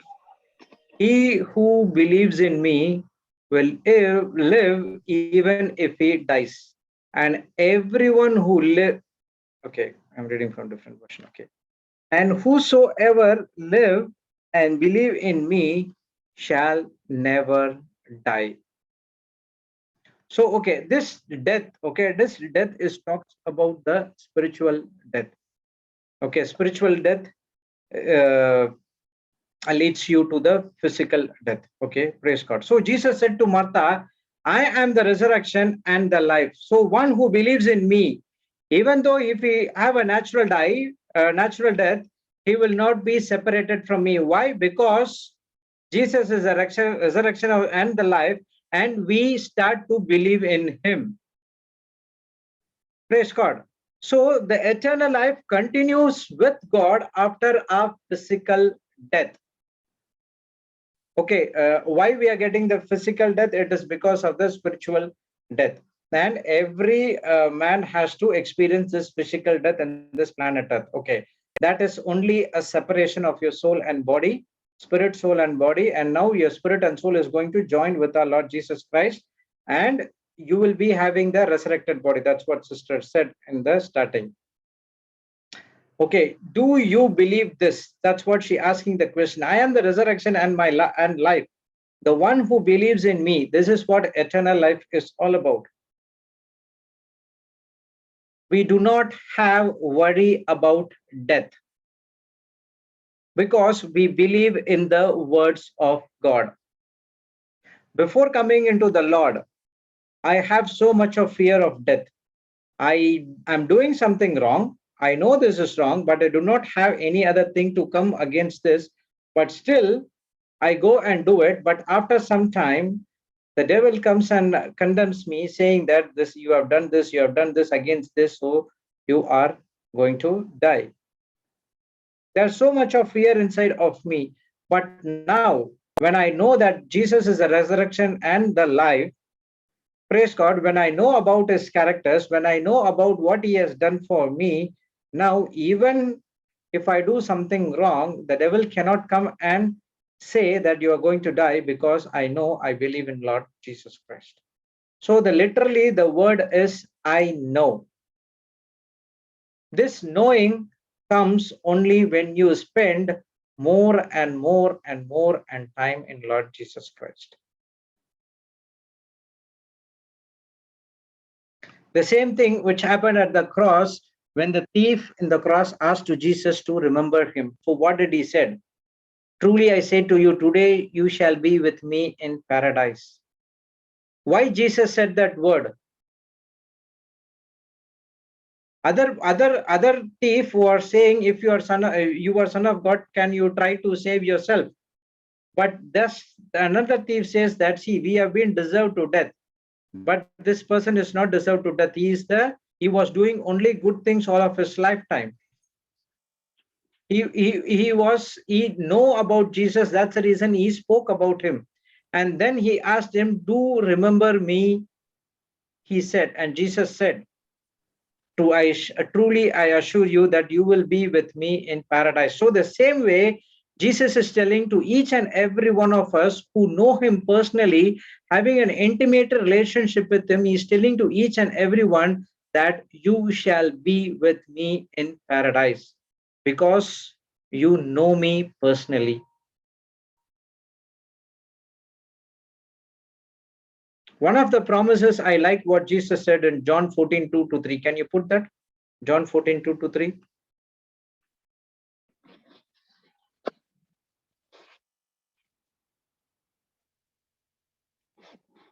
In my Father's house are many mansions.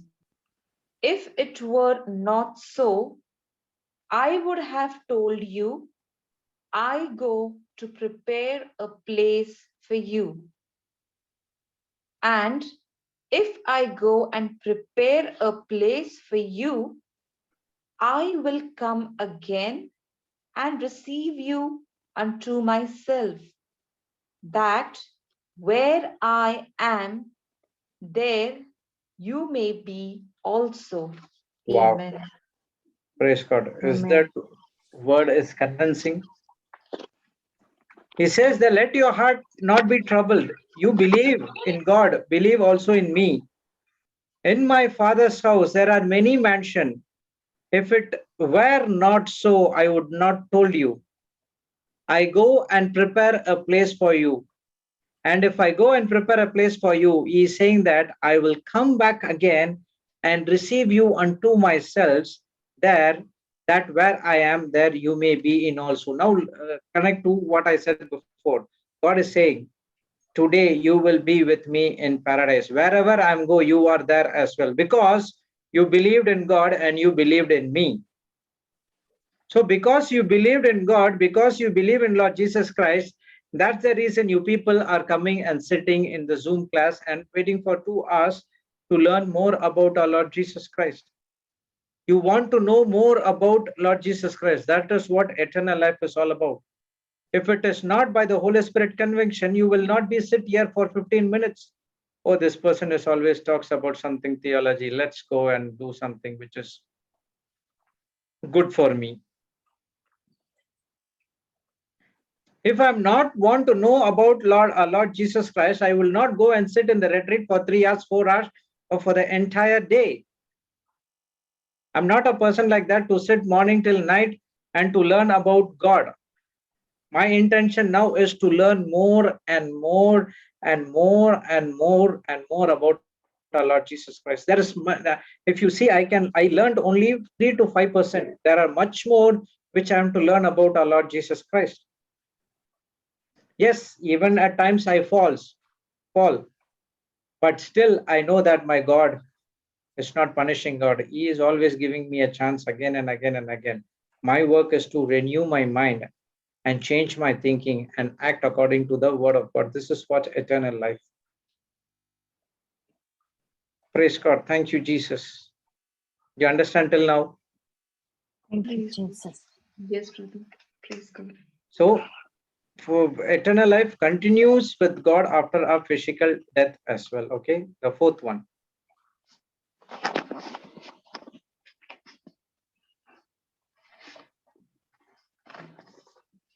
Next, fourth point, right? Yes, brother. Yes. Jesus defined eternal life as knowing God experientially.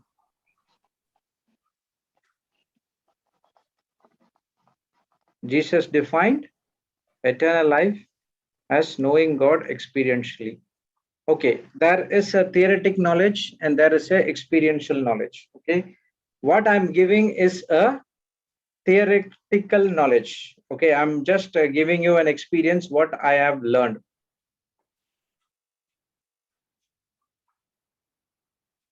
Okay, and now with this you cannot say that I know God. You have to put into practice. That's what experiential knowledge is all about.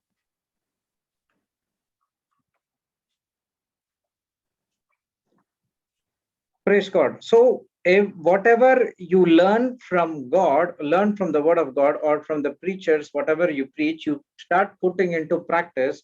When you putting into practice, you are not believing on us, you are not believing on the circumstances, you are not believing on the people, you are believing only on God. Praise God. That's where you know experientially about him. Okay, when for example, if you go and preach the word of God. My experience, I say in Naliadi when I preached the word of God. Okay. So the topic is, this is what I'm going to talk. So I'll start with one verse. Okay. But if you say I stand in front of crowd and I ask the Holy Spirit to take complete control, now the Holy Spirit will come and gives you scripture after scripture after scripture after scripture after scripture. You will not literally stop. That's what experiential knowledge is all about. You are getting into the platform depending only on God and not on anything else.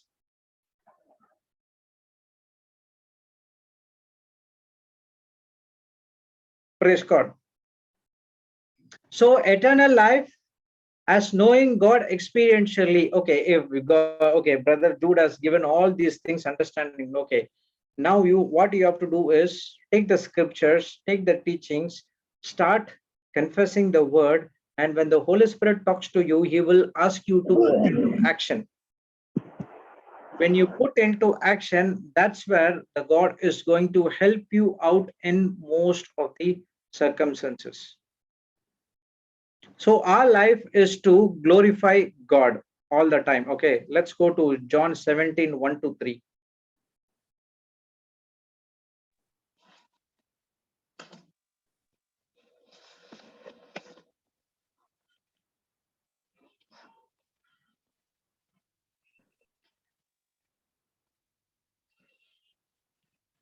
These words spoke Jesus, and lifted up his eyes to heaven and said, Father, the hour is come. Glorify thy Son, that thy Son also may glorify thee, as thou hast given him power over all flesh, that he should give eternal life to as many as thou hast given him. And this is life eternal, that they might know thee, the only true God, and Jesus Christ, whom thou hast sent. Praise God. So we know about verse 17. Okay, this verse 3 is connected to 1 and 2. So he spoke these words when he lifted his eyes. Okay, what he said, Father, the hour has come. He is praying a prayer. Okay, glorify thy Son, that the Son also may glorify thee. So what was God's prayer? Jesus' prayer. You glorify your Son, and your Son will also glorify thee. So our life, eternal life, is all about glorifying our Lord Jesus Christ and Father who art in heaven. Why he has to glorify? He says that as you has given him the power over all flesh, that he should give eternal life to as many as you has given him. So how many to everyone God has given to Lord Jesus Christ? It is the responsibility of Jesus Christ to give the eternal life to many as you have given to him. And continuation to this, and this eternal life only comes when you know that the only true God and Jesus Christ whom you have sent. So this knowing comes through only through a personal experience. Okay, a first hand experience. So what I am giving right now is the second hand. So God spoke to me, Holy Spirit spoke to me, I got an understanding about a scripture, and now I'm giving the understanding about your scripture. You have something in your heart, in your mind, and when you start meditating the scripture again and again and again and again and again, now the Holy Spirit is going to reveal you much more than that what I said to you. Praise God. Always look out for the first hand experience. That is your relationship with God. Praise God. Let's go to John 14:6.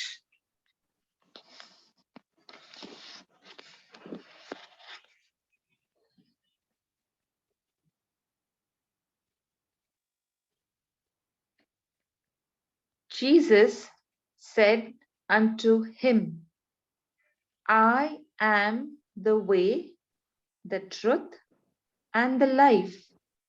No man cometh unto the Father but by me. So Amen. there is no way you can go to the Father. Jesus said, I am the way, the truth, and the life. There is no other way to know about the truth, know about the life, and know about the way. The way means only way.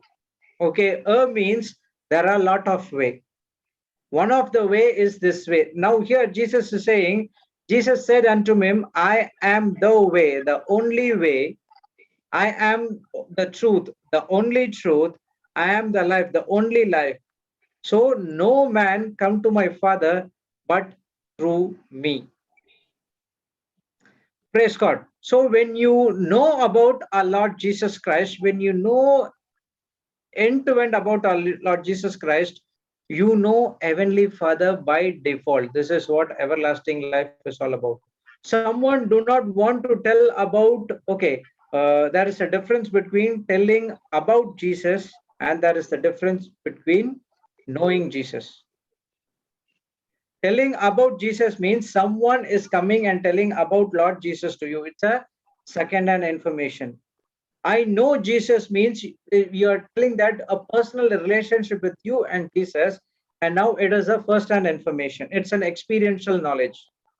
So when you know Jesus in and out, the next verse says, if you had known me, you should have known my Father also. And from henceforth, you know him and you have seen him. This is what everlasting life is all about. So unless and until you experience the way, the truth, and the life, you will not experience the everlasting life or eternal life. So Jesus defined eternal life as knowing God experientially. Praise God. Thank you, Jesus. Okay, the final point. This is what important.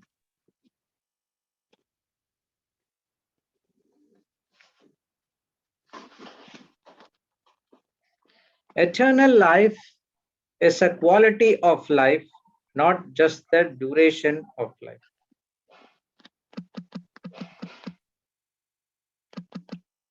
Okay, eternal life is the quality of life. So your life in this planet Earth is limited.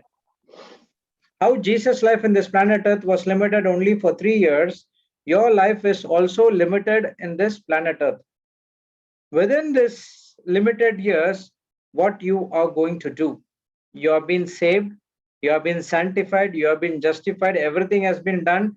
Your confirmed ticket to heaven is already done, but you still have time in this planet Earth to live. What you are going to do? How you spend your life? Someone can say, yes, I've been saved, I do this, I do that, everything has come upon me, that's fine. Now I'm going to spend my entire life on doing the same thing again and again and again. That's what my thinking is all about. Yes, I got saved, I got healed of that vertigo, then I started to get into the worldly work day to day onwards. I started to getting into the worldly things again and again and again and again and again. So I thought that God wants me to be a high personality person, but without knowing him, I failed many times. I do not know why this was happening again and again and again and again and again.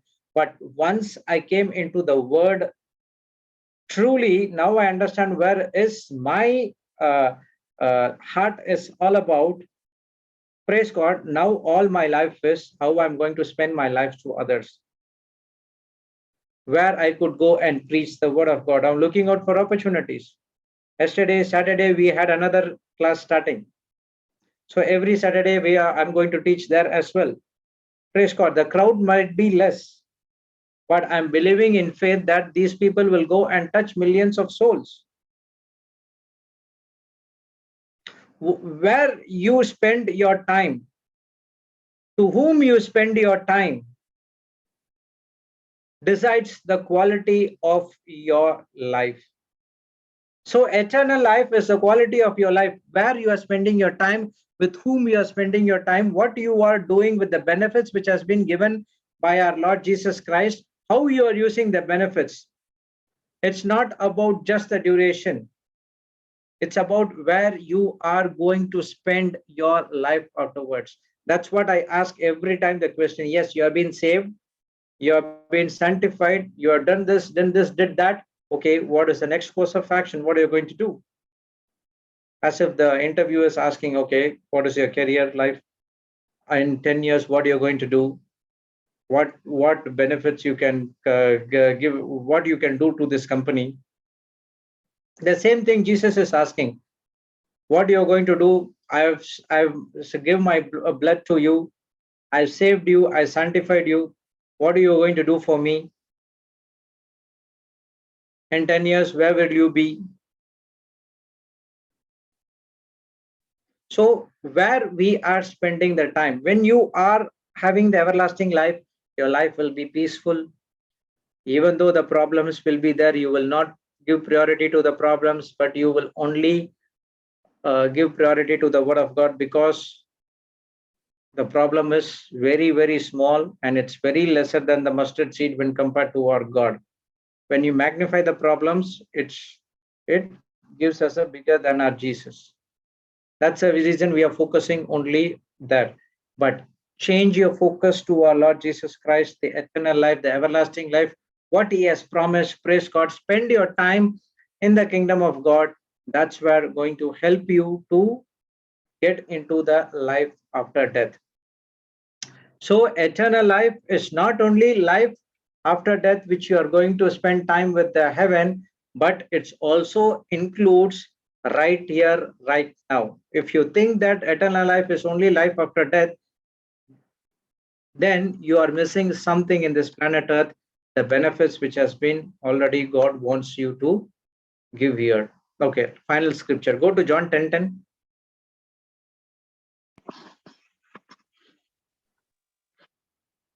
Read, sister. The thief come not, but for to steal and to kill and to destroy.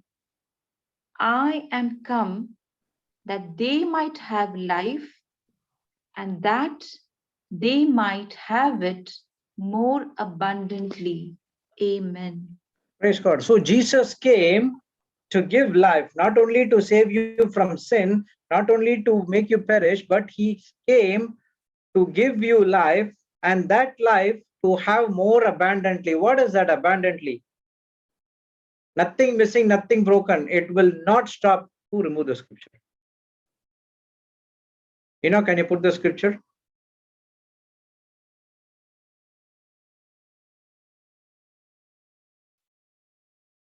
Praise God.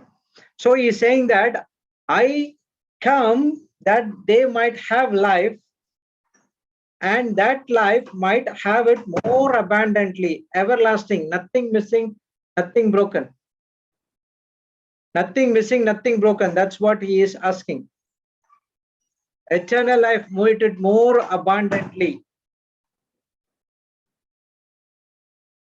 Praise God. Thank you, Jesus. So remember this, Jesus come to give everlasting life, and that everlasting life to give more abundantly, to have much more experience in this planet Earth. Thank you, Jesus. Praise God. Thank you, Jesus. Praise you, Jesus. Did we learn something? Praise God. Any Sorry. doubts? What, sister? Sorry, I just went off for a while. I had my babies wanking. Yeah, okay. So listen, any questions? Praise Everyone Jesus. are silent today. Yeah. I think they don't like this topic. It was beautiful teaching, brother. We were listening, So brother. beautiful. Praise God. Thank you. Praise God. Thank you, Jesus. This is what I learned today, that eternal life is in the present tense. That's so beautiful. Yes, even I thought the same thing, unless and until Papa taught me that eternal life is right at present. See, that's what I said. When we listen to the same topic again and again and again, the Holy Spirit will give you a lot of revelations. It's not that we need to go and search for new topics. Learn the same topics again and again and again.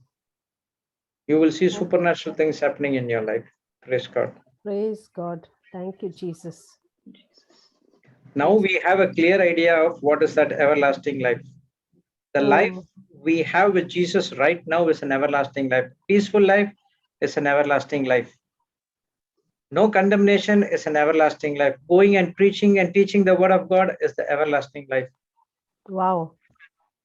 Going and reaching out to others is an everlasting life. When you do all these things, even though if you have billions of dollars in your banking account, it won't last. It's not equivalent. Praise Jesus. Thank you, Jesus. The amount of joy when you see when a person is delivered from infirmity or from a demonic possession, when he come and say thanks to you, I'm so much happy to have this kind of a word, that joy will not get even if you have 100 million in your bank account. Praise God. This is what everlasting life is all about. When we do all these things, it is everlasting life. And we are believers, it is a free gift. That's what I said. The word of God says, it has been given to you when your life has been transformed. It started from that time when you accept Jesus Christ as my Lord, God, and Savior. Mm. Praise God. Thank you, Jesus. Yeah, but it's all about believing and renewing your mind as well, isn't it? Yes, correct. See, Yeah, even sister, I got touched in 2013. Okay, I know this, that, but my life was still miserable. I was falling down. I was asking God, why this happening, this happening, this happening. But I do not literally fully believed on the word or renewed my mind. Only after this 2020 of this pandemic, I started to believe literally on the word, and I started to renew my mind 100%. That's where helped me within. See, all these years I was having a desire that I need to do something in the kingdom of God, but it not came to pass. But I believed on the word and I started to renew my mind. Praise God, it came to pass very soon. yes. You know, So Papa it's not always God says, who is going to do this, it is already inside of you. It is depends upon you, yes, each and every person. correct. Because Papa always says, when you're committed, he is the one, he'll pick you and he'll use you.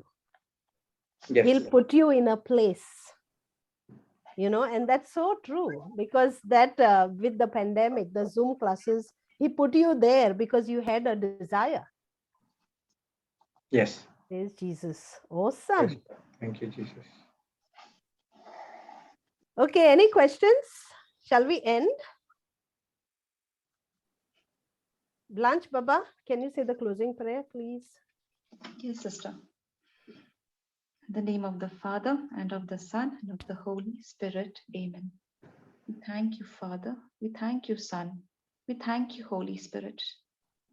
Thank you, Abba Father, for bringing us together in your presence.